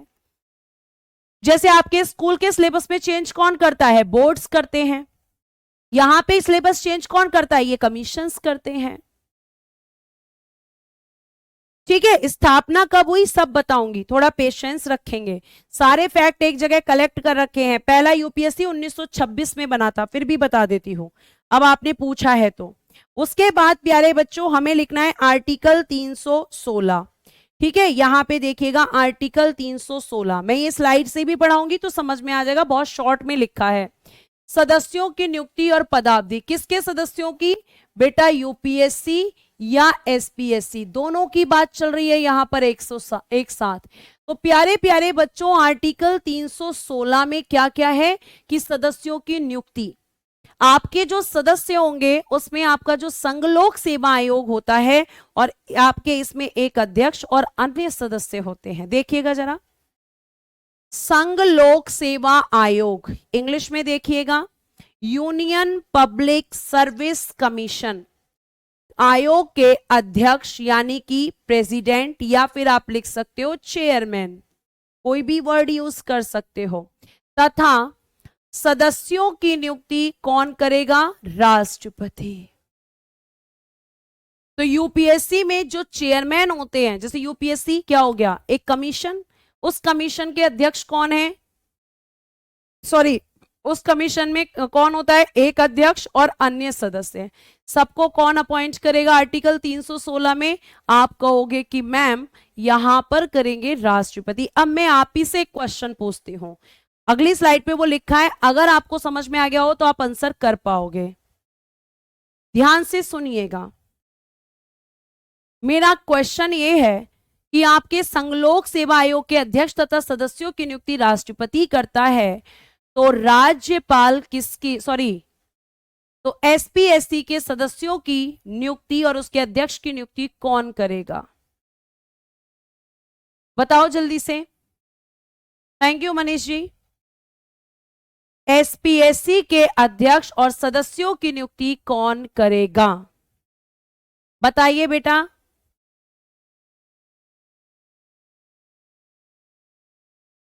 बताइए जल्दी से, अगर आपको समझ में आया है तो आप आंसर कर पाओगे। गवर्नर, शाबाश तोशी, सुखराज, मधु किन्हा, बहुत बढ़िया, वेरी गुड, कतिरा, विकास, प्रदीप, राहुल, बहुत बढ़िया, गवर्नर करेगा। तो देख लीजिए, जबकि राज्य लोक सेवा आयोग के अध्यक्ष तथा सदस्यों की नियुक्ति राज्यपाल द्वारा की जाती है। अब बात करते हैं कि इनका कार्यकाल, अब बात करते हैं, नियुक्ति हो गई, नियुक्ति के बाद प्यारे बच्चों देखो कार्यकाल, देखना, संघ लोक सेवा आयोग का अध्यक्ष तथा सदस्य पद ग्रहण की तारीख से 6 वर्ष या 65 वर्ष की आयु जो पहले हो। यानी अगर मैं इसे आपको समझाऊं, केवल समझाने के लिए, कि जो यूपीएससी है इसके जो चेयरमैन हैं और इसके जो मेंबर्स हैं, ठीक है, इनका कार्यकाल आपसे पूछा जाए तो सिंपल क्या लिखोगे मैम, 6 वर्ष या 65 वर्ष की आयु, जो हमने अभी सीईसी की पढ़ी थी। और अगर बच्चों आपका थोड़ा भी फोकस है तो मुझे जल्दी से बता दो एसपीएससी का कितना होना चाहिए। आपका जब इनका कार्यकाल, यूपीएससी के चेयरमैन और आपके सदस्यों का कार्यकाल 6 वर्ष या 65 वर्ष की आयु जो भी पहले हो, तो आप मुझे बताएंगे कि एसपीएससी का कितना होगा, क्योंकि सीईसी का भी इतना ही होता है। तो वहां पे अदर का कितना था, तो जो अदर का है वही यहां पर एसपीएससी का है। बताओ, देखती हूं, अब तो आंसर कर दो, अब तो मैंने तुम्हें आधा आंसर दे दिया है। बताओ एसपीएससी के चेयरमैन और उसके सदस्यों का कार्यकाल कितना होगा? बहुत बढ़िया सुखराज, प्रदीप, बिल्कुल भाई आपने दिल खुश कर दिया, बहुत बढ़िया, शाबाश कृष्ण कुमार जी, बिरमानी पटेल जी, बहुत बढ़िया कि मैम ईयर्स तो सेम रहेगा लेकिन क्या घट जाएगी? आयु। बहुत बढ़िया बेटा, बहुत बढ़िया, लगातार आंसर कर रहे हैं कुछ बच्चे, देखिएगा यहां पर, देखो, तथा राज्य लोक सेवा आयोग के अध्यक्ष तथा सदस्य 6 वर्ष या 62 वर्ष की आयु जो भी पहले हो तक पद धारण करते हैं। अब अगला क्वेश्चन किससे आएगा? त्याग पत्र से आएगा। अगला क्वेश्चन किससे आएगा मैम? त्याग पत्र अगर इन्हें देना हो, देखो मैं आप ही से पूछूंगी, आप तब मैं स्लाइड से पढ़ाऊंगी। त्याग पत्र की बात कर रही हूं बेटा, आप मुझे बताएंगे यूपीएससी इसका चेयरमैन और सदस्य किसको देंगे? चेयरमैन प्लस मेंबर्स किसको देंगे त्याग पत्र? और यहां पे एसपीएससी के चेयरमैन प्लस मेंबर्स किसको देंगे? आंसर कर दो। अगर कर पाओगे तो फिर मैं तुम्हें स्लाइड से ही पढ़ा सकती हूं। अगर कॉन्सेप्ट क्लियर हो रहे हैं तो तुम आंसर कर पा रहे हो, ये ध्यान रखना, और अगर क्लियर नहीं होंगे तो फिर तुम आंसर नहीं कर पाओगे। बहुत बढ़िया अनीता जी ने कहा कि मैम प्रेसिडेंट, और कुछ बच्चे कह रहे हैं राज्यपाल, शाबाश। किसको? अगर यूपीएससी के हैं तो मैम राष्ट्रपति को, और मैम अगर एसपीएससी के हैं तो राज्यपाल को। सिंपल सा आंसर था। प्रदीप ने दोनों आंसर्स एक साथ किए हैं, सुखराज ने भी एक साथ किए हैं, शाबाश बच्चों। और अगर यहां तक की बात समझ में आई है तो क्या चाहिए मैम को? स्माइली चाहिए, जल्दी से, वो भी दांत दिखाते हुए चाहिए। ठीक है, तो आप कह सकते हो, आगे देखो लिखा है, संघ लोक सेवा आयोग का सदस्य राष्ट्रपति को व राज्य लोक सेवा आयोग का सदस्य राज्यपाल को कभी भी अपना त्यागपत्र दे सकता है। ठीक है, यहां तक बात आपको बहुत अच्छे से समझनी चाहिए। अब बात आती है कि क्या ये लोग दोबारा अपनी पोस्ट पर आ सकते हैं? क्या इनको दोबारा ही स्टार लगा के दूंगी? बेटा कल की पीडीएफ भी स्टार लगी हुई गई थी ना, आज की भी स्टार लगी हुई जाएगी। तुम बस पढ़ने पर और समझने पर फोकस करो, इसके अलावा और कहीं नहीं। तुम्हारा काम केवल पढ़ना और समझना है, उसके अलावा और कुछ नहीं। उसी पर फोकस करो, केवल उस पर। क्लियर है? आगे आ जाइए। कुछ बच्चे कह रहे हैं मैं भी तो आंसर कर रहा हूं, मेरा नाम, बेटा जिसका नाम पहले दिख जाता है उसका बोल देती हूं, बाकी आप आंसर दे रहे हैं, आपसे बेहतर कौन जान सकता है।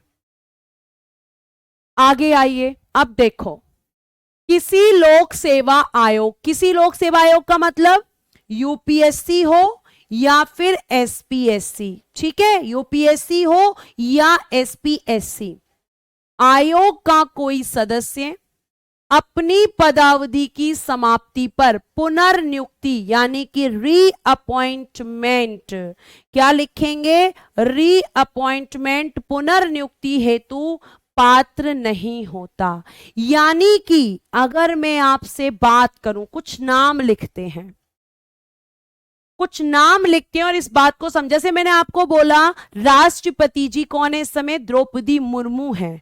क्या वो दोबारा राष्ट्रपति बन सकती हैं? हां बन सकती हैं। मोदी जी इस समय आपके पीएम हैं,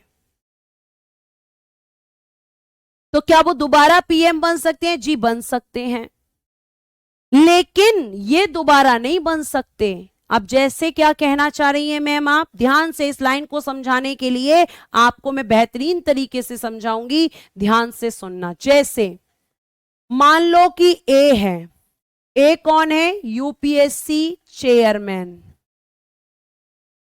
पहले लिख लेते हैं, यूपीएससी का अध्यक्ष है, ठीक है, ध्यान से, यूपीएससी चेयरमैन है। फिर एक व्यक्ति है बी, ये कौन है? ये यूपीएससी में मेंबर है, यानी कि सदस्य है। फिर एक व्यक्ति है सी, ये कौन है? ये एसपीएससी का अध्यक्ष है, यानी चेयरमैन है। और एक व्यक्ति है डी, ये कौन है? ये एसपीएससी का सदस्य है।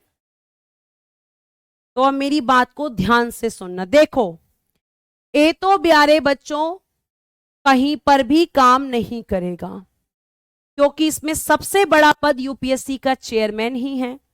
और आपको मैं ये बोलूं, जैसे मान लो आज आप एसआई हो, किसी पोस्ट पर आप एसआई हो, आप दिल्ली पुलिस में हो, यूपी पुलिस में हो, डजेंट मैटर, आप एसआई हो, कुछ भी मान लो, यूपी दिल्ली जो आपको मानना है। अब मैं आपसे एसआई के बात कहूं कि अब तुम्हें सिपाही के पद पे काम करना है, करोगे? क्या कोई भी व्यक्ति ऊंचे पद से नीचे पद पर काम करेगा? आप कहोगे नहीं, कभी नहीं करेगा मैम, वो मना कर देगा। वो कहेगा कि नहीं, मुझे काम नहीं करना है, लेकिन मैं अपने नीचे पद पे काम नहीं कर सकता, क्योंकि आप बड़े ऑफिसर रह चुके हो, उस रूप में आपकी पहचान हो चुकी है। आप कहोगे मैम करना भी पड़ जाता है, मजबूरी वाली बात मैं नहीं कर रही हूं। लेकिन संविधान में यह कहा गया है कि जो यूपीएससी का चेयरमैन है, वो ना तो यूपीएससी का मेंबर बन सकता, ना एसपीएससी का चेयरमैन बन सकता, ना ही एसपीएससी का मेंबर। ये कोई काम नहीं करेगा और ना ही दोबारा यूपीएससी का मेंबर बनेगा। क्या लिखेंगे? इसकी यहां पे लिखेंगे कि दोबारा चेयरमैन नहीं बनेगा, चेयरमैन नहीं बनेगा, ये नहीं बन सकता। लेकिन जो यूपीएससी का मेंबर है, लिखना, दोबारा यूपीएससी सदस्य नहीं बन सकता, लेकिन अपनी पोस्ट से ऊपर तो जा सकता है। नहीं बन सकता, लेकिन यूपीएससी का चेयरमैन बन सकता है, यूपीएससी का अध्यक्ष बन सकता है। यूपीएससी का अध्यक्ष या एसपीएससी का अध्यक्ष, ये बन सकता है, लेकिन प्यारे बच्चों दोबारा सदस्य नहीं बन सकता। तो दोनों जगह पर चेयरमैन तो बन सकता है, लेकिन दोबारा मेंबर नहीं बनेगा। मैम सदस्य नहीं बन सकता एसपीएससी का? नहीं बन सकता, क्योंकि यूपीएससी का सदस्य एसपीएससी के सदस्य से बड़ा होता है। तो ये आपका केवल क्या करेगा? या तो यूपीएससी का चेयरमैन या एसपीएससी का चेयरमैन, मतलब उसी पोस्ट पर दोबारा काम नहीं करेगा। आगे आ जाओ। अब देखो यहां पे थोड़ा कॉमन सेंस यूज करो कि ये एसपीएससी का अध्यक्ष है सी, दोबारा नहीं बन सकता, दोबारा नहीं बन सकता। लेकिन क्या क्या बन सकता है? दोबारा नहीं बन सकता, ठीक है। क्या क्या बन सकता है बेटा? ये यूपीएससी चेयरमैन बन सकता है, यूपीएससी चेयरमैन बन सकता है, यूपीएससी मेंबर बन सकता है, ये दोनों बन सकता है। लेकिन एसपीएससी मेंबर, अगर आप मुझसे पूछने लग जाओ, एसपीएससी मेंबर नहीं बन सकता, क्योंकि उससे छोटा है। अब ये एसपीएससी का सदस्य दोबारा एसपीएससी का सदस्य नहीं, दोबारा एसपीएससी का सदस्य नहीं। क्या क्या बन सकता है? ये तो सब बन सकता है। ये अब बन सकता है यूपीएससी या एसपीएससी, ठीक है, इसका चेयरमैन बन सकता है, यूपीएससी मेंबर बन सकता है, लेकिन एसपीएससी मेंबर दोबारा नहीं बन सकता। यह आपको ध्यान रखना है। तो सेम पोस्ट पर रीअपॉइंटमेंट नहीं होगी। बेटा ये बात समझ आई? आ गई हो तो थम्स अप दे दीजिएगा, अगर आ गई हो तो थम्स अप दे दीजिएगा।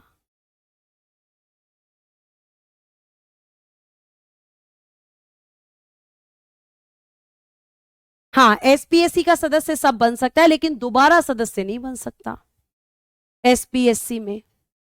ठीक है, ये आप ध्यान रखेंगे। तो अब यहां पे बात आती है कि ये तो हो गया इनका रीअपॉइंटमेंट, अब इनको हटाता कौन है, ये अपनी रिपोर्ट किसको देते हैं, आपका अगला क्वेश्चन, फेवरेट क्वेश्चन। ठीक है, बहुत बढ़िया। बेटा जो लिखना होगा नेहा, वो मैं स्टार लगा के भेजूंगी, टेंशन मत लो। वही पीडीएफ जाएगी जिस पर स्टार लगा हुआ होगा, तुम क्यों परेशान हो रहे हो इतना, है ना। मैं बैठी हूं ना तुम्हारी टेंशन को दूर करने के लिए। अब हटाता कौन है, तो हटाने का काम केवल एक ही व्यक्ति करते हैं जिनका नाम राष्ट्रपति है। तो देखिएगा जरा, सदस्यों को हटाना, यहां से ये वाली चीज आप रफ कर सकते हो, ये आप हटा सकते हो।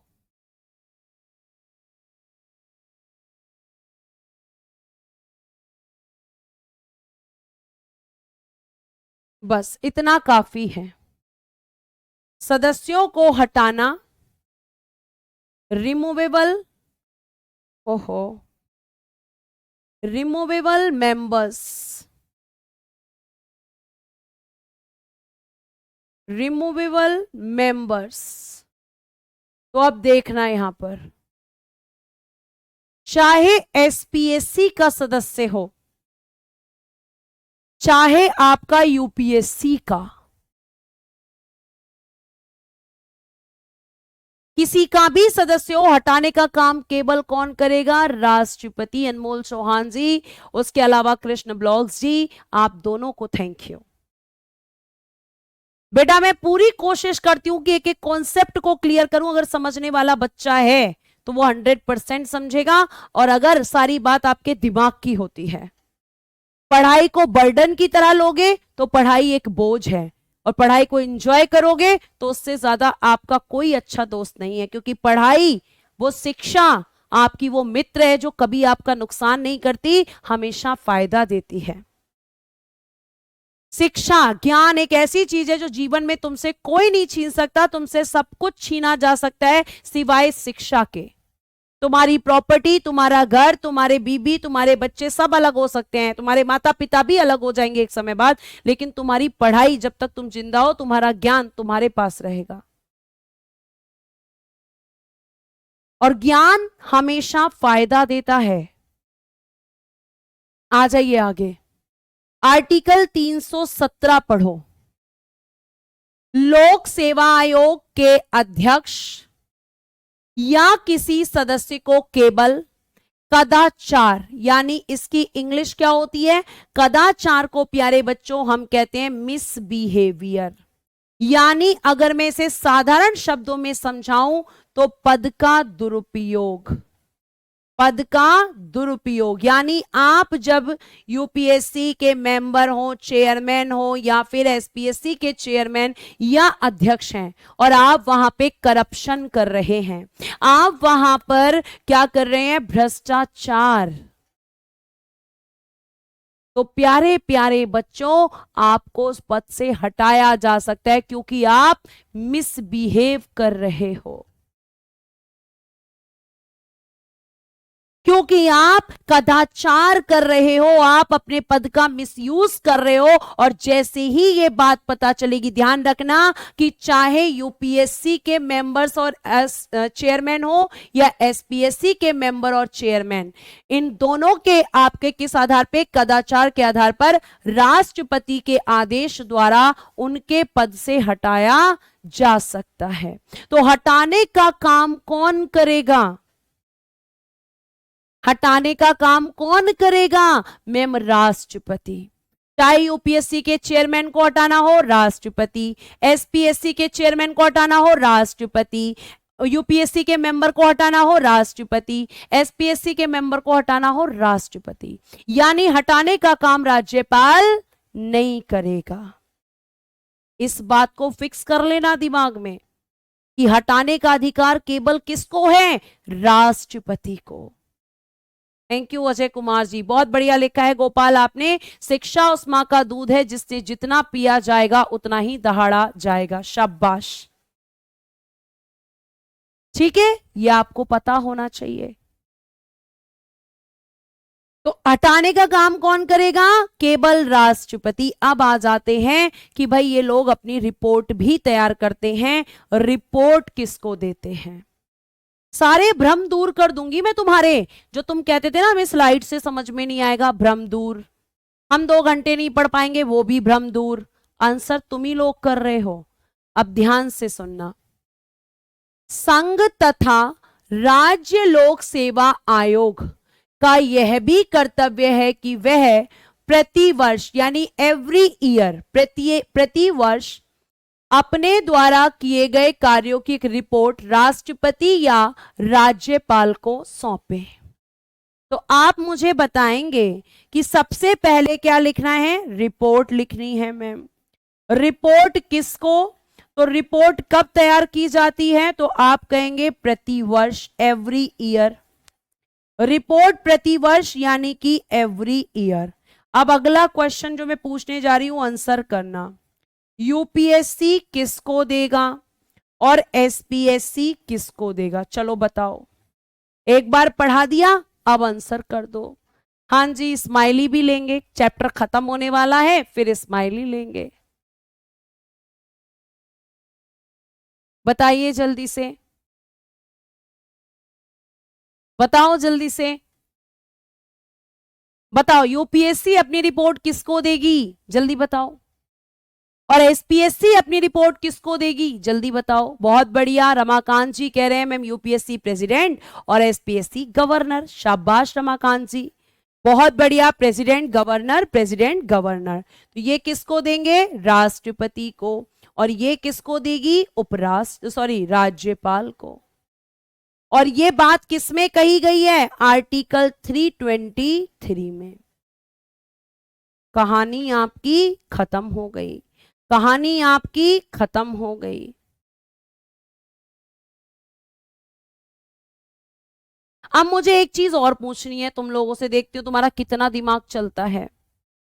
ये बताओ, राष्ट्रपति रिपोर्ट को लेके कहां जाएगा? राष्ट्रपति किसका भाग होता है? राष्ट्रपति किसका भाग होता है मुझे बताओ। राज्यपाल किसका भाग होता है मुझे बताओ। पहले आप दोनों आंसर, ये आंसर कर दिए। अब अगला क्वेश्चन, राष्ट्रपति किसका अंग है, किसका पार्ट है, और राज्यपाल किसका पार्ट है? जिसका ये पार्ट है उसी के पास फिर ये रिपोर्ट लेकर जाएंगे कि भैया ये रिपोर्ट दी है यूपीएससी और एसपीएससी ने। तो बताओ जल्दी से, ये लोग कहां लेकर जाएंगे? बताइए जल्दी से, जल्दी से। शाबाश प्यारे बच्चों, जल्दी जल्दी बताएंगे। बहुत बहुत समझदार बच्चे हैं, तो जल्दी से मुझे आंसर्स कर देंगे। बहुत बढ़िया, संसद और विधानमंडल। बिल्कुल, अगली स्लाइड पर ऐसा ही कुछ लिखा है। राष्ट्रपति या राज्यपाल ऐसी रिपोर्ट प्राप्त होने पर यथास्थिति राष्ट्रपति संसद में और राज्यपाल विधानमंडल के समक्ष रखवाता है। क्योंकि आगे जो काम करेगा वो संसद या विधानमंडल करेगा। तो सारे बच्चों ने सही आंसर दिया है। मुझे कुछ कहना ही नहीं पड़ रहा, आज मैं नहीं पढ़ा रही आपको, आप पढ़ा रहे हो मुझे। मैं तो सिर्फ क्वेश्चन कर रही हूं, आंसर तो आप दे रहे हो। और आप कहते हो हमें समझ नहीं आता। समझ नहीं आएगा तो आंसर कैसे करोगे? बताओ। अब दे दो स्माइली। क्या बात समझ में आ गई? क्या बात तुम्हारे भेजे में चली गई? चली गई है तो भैया जल्दी से फटाफट से मुझे स्माइलीज देकर अपना रिस्पॉन्स दो। जल्दी जल्दी रिस्पॉन्स देंगे प्यारे प्यारे से बच्चे। शाबाश, जल्दी से आ जाइए। अब बात करेंगे आपके फेवरेट टॉपिक भ्रष्टाचार पर। आपका फेवरेट टॉपिक पे मैं बात करने वाली हूं, जिसका नाम है भ्रष्टाचार, जिसका नाम है करप्शन। कौन रोकेगा इसको? आखिर किसको ये जिम्मेदारी दी गई है कि आपके प्रशासन का जो भ्रष्टाचार है, आपके प्रशासन में जो आपसे पैसे लिए जाते हैं कि अगर कोई भी काम कराना है तो पैसे, कोई भी काम कराना है तो पैसे देकर, तो ये कौन खत्म करेगा? आखिर इसके लिए किसको बनाया गया है, किसको बिठाया गया है, ये जानना है हमें। और भ्रष्टाचार केवल भारत की समस्या नहीं है, ये तो विश्व की समस्या है। बहुत बढ़िया, इतने प्यारे प्यारे दांत हैं तुम्हारे जो दिख रहे हैं तुम्हारी इमोजी की तरफ। ठीक है, बहुत बढ़िया। शाबाश। चलो अब पढ़ लो, आगे पढ़े, ठीक है। ये आप ध्यान रखिएगा। तो जो भ्रम है ना उन्हें दूर कर लो। मेरा समझा, आप ही स्लाइड से पढ़ाया क्यों, ताकि तुम्हारा एक भ्रम दूर कर सकूं कि स्लाइड से भी पढ़ाई हो सकती है। स्लाइड्स पे बुक नहीं होती है, तुम्हारा भ्रम है केवल की स्लाइड्स पे तो बुक है। बुक नहीं है, बुक में से छाटा हुआ कंटेंट है। जी हाँ, ये चैप्टर खत्म हुआ ज्ञानी सिंह जी, और नया चैप्टर है लोकपाल एवं लोकायुक्त। कौन है ये लोकपाल, चलो पढ़ते हैं इसको, पहले शांति से समझते हैं। देखो, आपके देश में आप जो है कहीं पर भी और दूसरे देशों में भी भ्रष्टाचार, करप्शन एक ऐसी बीमारी है जो दूरी नहीं हो रही है, और सारे देश परेशान थे कि कैसे दूर करें भैया इसे, कैसे हटाएं प्रशासन से। लोग भी परेशान हैं क्योंकि पैसा नहीं है तो काम नहीं है। तो यहां पे एक देश था आपका स्वीडन। स्वीडन ने कहा मैं एक अधिकारी बनाऊंगा, एक ऐसा अधिकारी बनाऊंगा जो सबकी बैंड बजाएगा, मतलब जो भ्रष्टाचार करेगा उन सबको ठिकाने से लगाएगा। स्वीडन ने कहा उसका नाम होगा ओम्बुड्समैन। क्या नाम दे दिया स्वीडन ने उसे, ओम्बुड्समैन। और ये ओम्बुड्समैन जो भी करप्शन करेगा सबको पकड़ के और जेल में बंद करवाएगा। अच्छा, स्वीडन ने कर लिया, अब भारत कह रहा है मैं भी करूंगा। भारत कह रहा है मैं भी करूंगा भैया, मेरे यहां भी करप्शन है, मुझे भी तो दूर करना है। तो भारत ने कहा लेकिन मैं इसका नाम चेंज करूंगा, ओम्बुड्समैन नहीं, मैं लोकपाल रखूंगा। लोकपाल कहां काम करेगा, सेंटर में, और लोकायुक्त कहां काम करेगा, राज्य में। मैं दो नाम, मैं उसने एक बनाया मैं दो बनाऊंगा क्योंकि भारत हमेशा आगे रहता है। तो उसने कहा सेंटर में मैं नाम दूंगा लोकपाल, और कहां पे, राज्य में कहूंगा लोकायुक्त, कि भैया तू यहां बैठ लोकायुक्त राज्य में बैठ, लोकपाल तू सेंटर में बैठ, और भैया तुम दोनों को मिलकर करप्शन खत्म करना है। खत्म करो, करप्शन खत्म करना ही तुम्हारा काम है। इन्होंने कहा अच्छा कि हाँ, तो हमें कुछ लोगों की भी जरूरत होगी, कोई बात नहीं, लोग भी लो, 8 सदस्य तूले, 8 सदस्य तूले, लेकिन करप्शन खत्म करो, करप्शन को खत्म करो। ये बोले ठीक है। तो यहां पे लोकपाल और लोकायुक्त क्यों बनाए गए, करप्शन खत्म करने के लिए। अब इसमें मैंने अभी बता दिया कि एक लोकपाल, एक लोकायुक्त और 8 अन्य सदस्य हैं। ये बन गया आपका लोकपाल और लोकायुक्त। तो आप यहां पे ये देखेंगे, यहां पर भ्रष्टाचार राष्ट्र का कोड है। कोड एक बीमारी होती है बेटा, किसी को भी नहीं होनी चाहिए, और ये ऐसी बीमारी है जो ठीक ही नहीं होती। तो क्योंकि ये ठीक नहीं होती इसीलिए भ्रष्टाचार भी एक ऐसी बीमारी है जो खत्म ही नहीं हो रही। अब यहां भ्रष्टाचार प्रशासन की एक प्रमुख समस्या बन गया है। भ्रष्टाचार को मिटाने और दूर करने के लिए विभिन्न देशों में समय समय पर अनेक कदम उठाए गए कि कैसे भी करप्शन खत्म हो, लेकिन खत्म नहीं हो रहा मैम।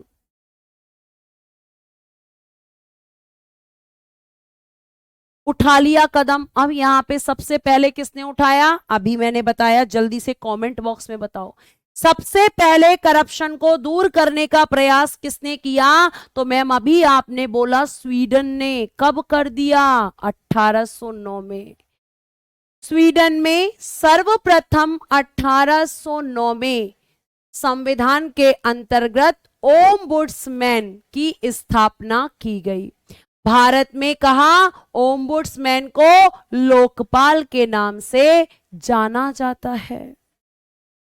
भारत ने कहा मैं ओम्बुड्समैन नाम नहीं रखूंगा, मैं क्या रखूंगा, मैं तो लोकपाल रखूंगा। लोकपाल जो सेंटर में बैठेगा और लोकायुक्त जो कहां बैठेगा, राज्य में।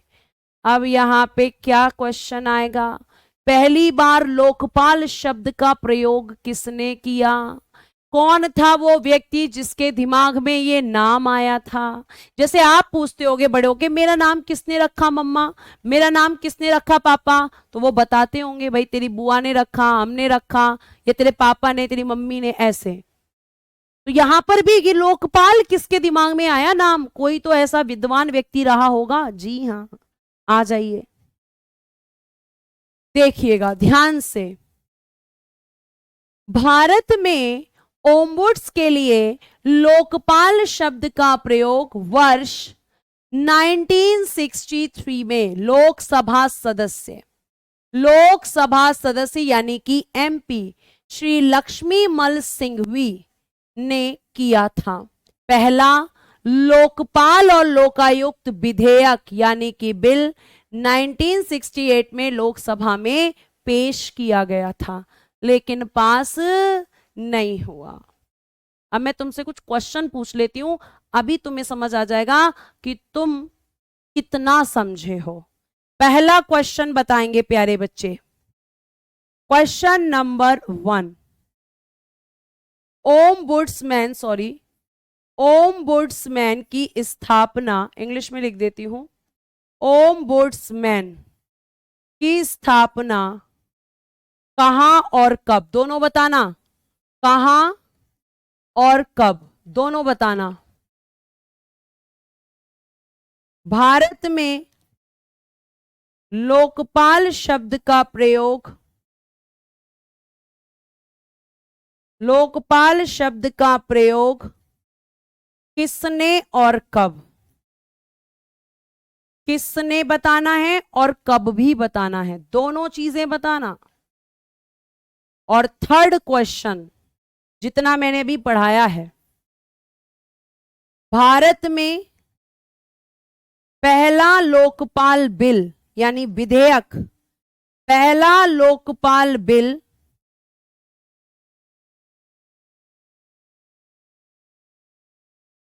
कहां और कब पेश, कहां और कब पेश। अगर तुम आंसर कर पा रहे हो तो तुम्हारे भेजे में घुस गया है।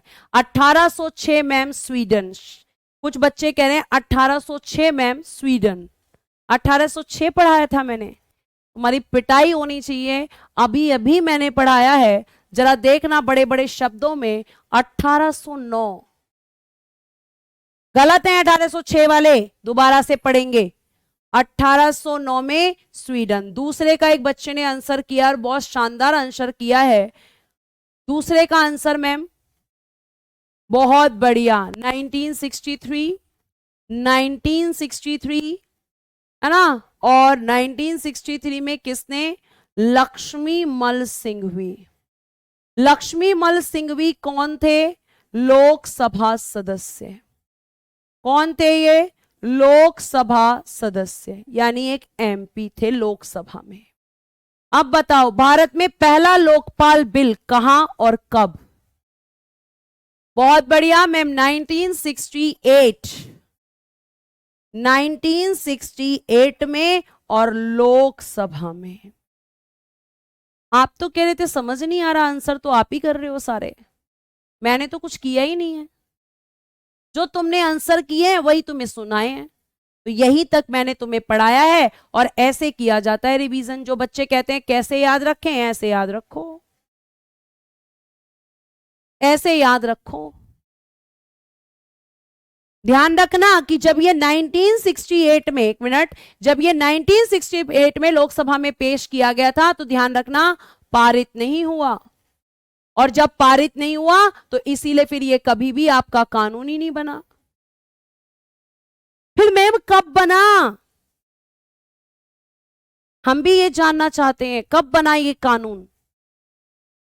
कौन सा वो साल था जब हमारे यहां लोकपाल और लोकायुक्त की स्थापना हुई थी, कौन से साल में हुई थी। आ जाओ यहां पर। चलो अब मैं आपको थोड़ा सा लिखकर बताती हूं। देखो, आपका लोकपाल तथा लोकायुक्त बिल, फाइनली लोकायुक्त विधेयक, विधेयक को क्या कहते हैं, बिल। प्यारे बच्चे, लोकपाल को इंग्लिश में भी लोकपाल और लोकायुक्त को इंग्लिश में भी लोकायुक्त ही कहते हैं।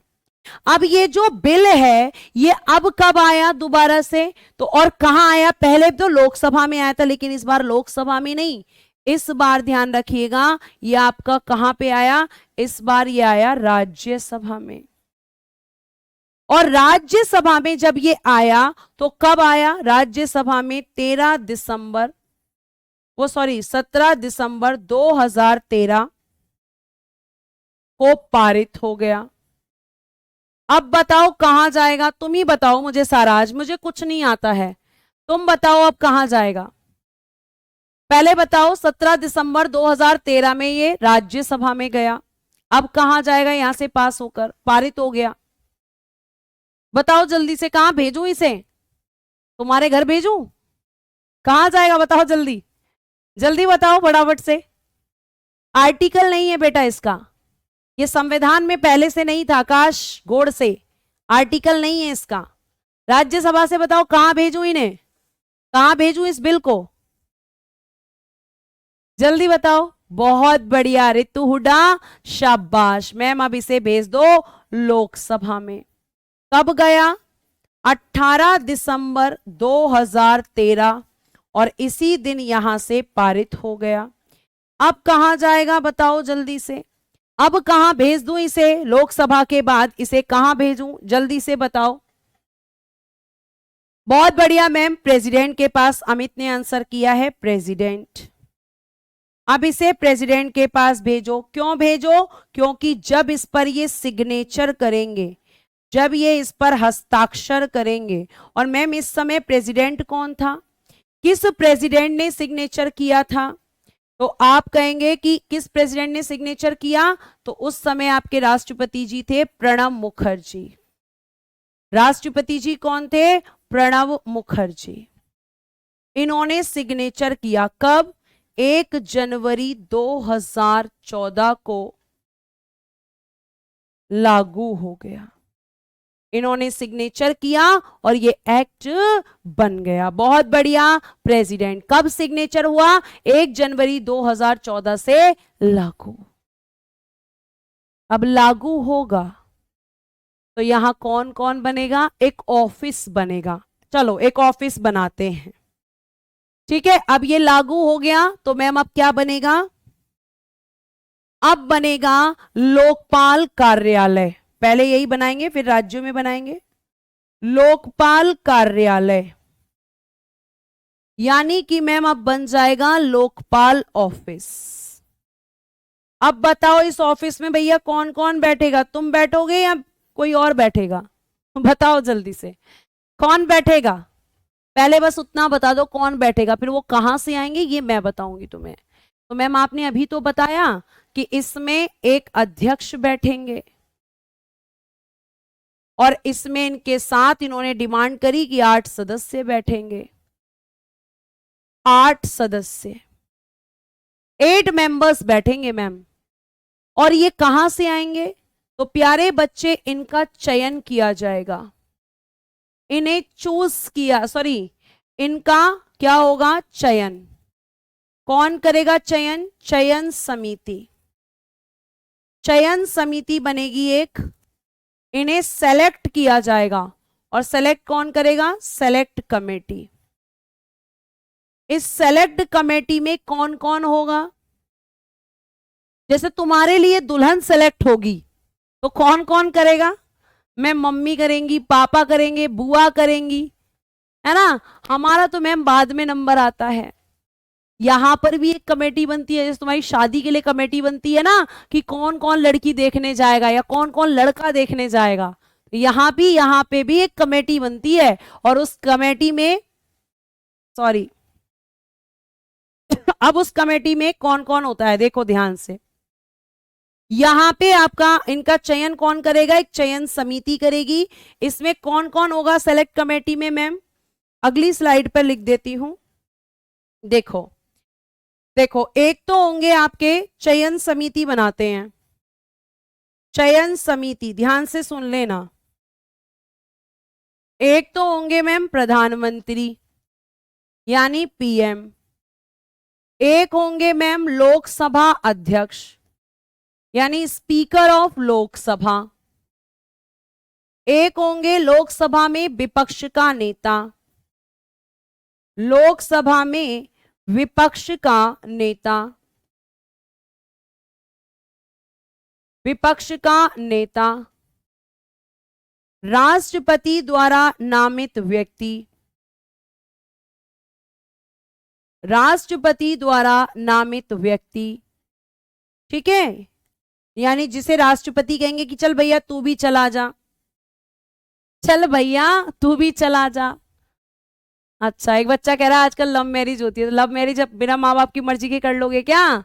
वहां पर भी फाइनल डिसीजन माँ बाप की कमेटी ही करती है, ठीक है। तो कौन करेगा सेलेक्ट? मैम पीएम करेंगे, speaker of Lok Sabha, opposition party of Lok Sabha, ठीक है। उसके अलावा इसमें आपका राष्ट्रपति द्वारा आपके जो है नामित व्यक्ति, और एक और लिखना भारत के मुख्य न्यायाधीश, ये रह गए इसमें, भारत के मुख्य न्यायाधीश,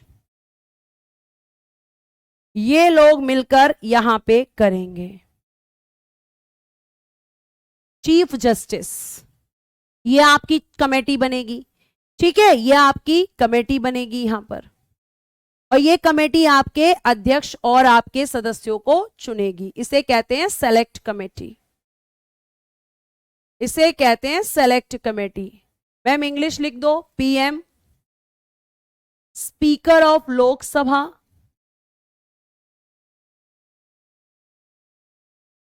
opposition,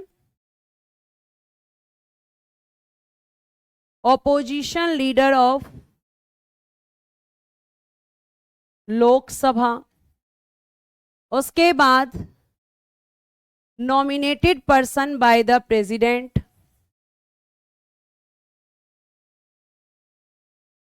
by the president,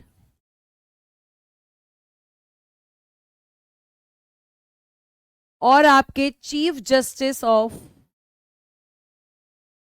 India, chief justice of India, ये आपके यहां पर हो जाएंगे,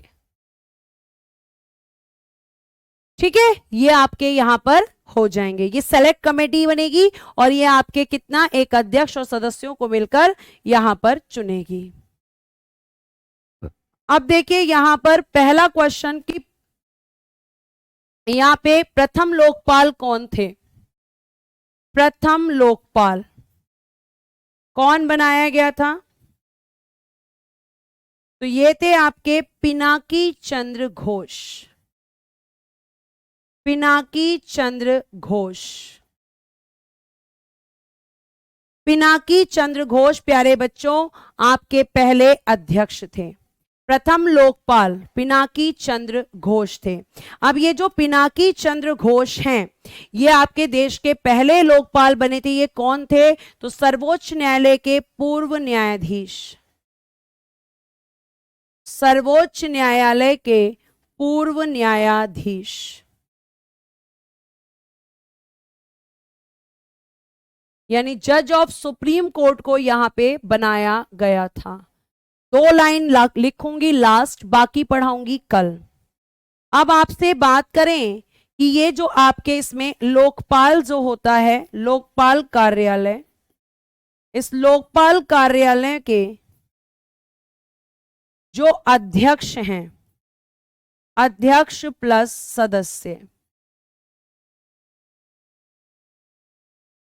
कार्यकाल, टेन्योर और त्यागपत्र। तो कार्यकाल लिखना 5 वर्ष या 70 वर्ष की आयु, और त्यागपत्र लिखना राष्ट्रपति। ये प्यारे बच्चे इनका कार्यकाल होता है। तो आज प्यारे प्यारे बच्चों मैंने आपको इतनी चीजें बताई हैं।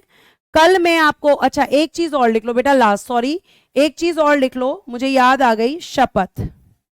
इन्हें शपथ कौन दिलाता है? तो वो भी दिलाते हैं राष्ट्रपति। और शपथ कैसी होती है इनकी? तो जो आपके सीएम और आपके मिनिस्टर लेते हैं। शपथ इनकी 2 प्रकार की होती है, पद और गोपनीयता, पद और गोपनीयता।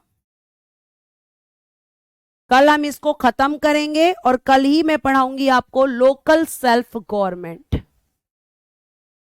तो ये आपके प्यारे बच्चे, इनकी दो प्रकार की शपथ होती है। शपथ राष्ट्रपति दिलाते हैं, त्यागपत्र राष्ट्रपति को देते हैं। कार्यकाल 5 वर्ष या 70 वर्ष होता है। और कल हम पढ़ेंगे लोकायुक्त, जो कि आपको बहुत जल्दी समझ आएगा, क्योंकि वहां पर भी एक सेलेक्ट कमेटी होगी, वहां भी एक चेयरमैन, 8 सदस्य होंगे।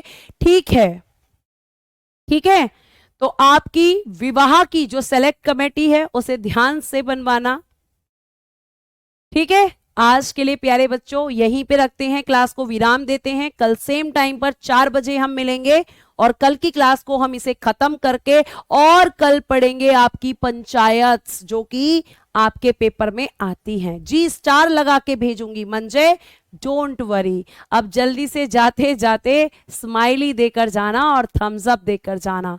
ठीक है, जो बच्चे मुझसे नाराज हैं उन्हें मैं मना लूंगी लास्ट क्लास में। ठीक है, तो प्यारे बच्चों आज के लिए धन्यवाद।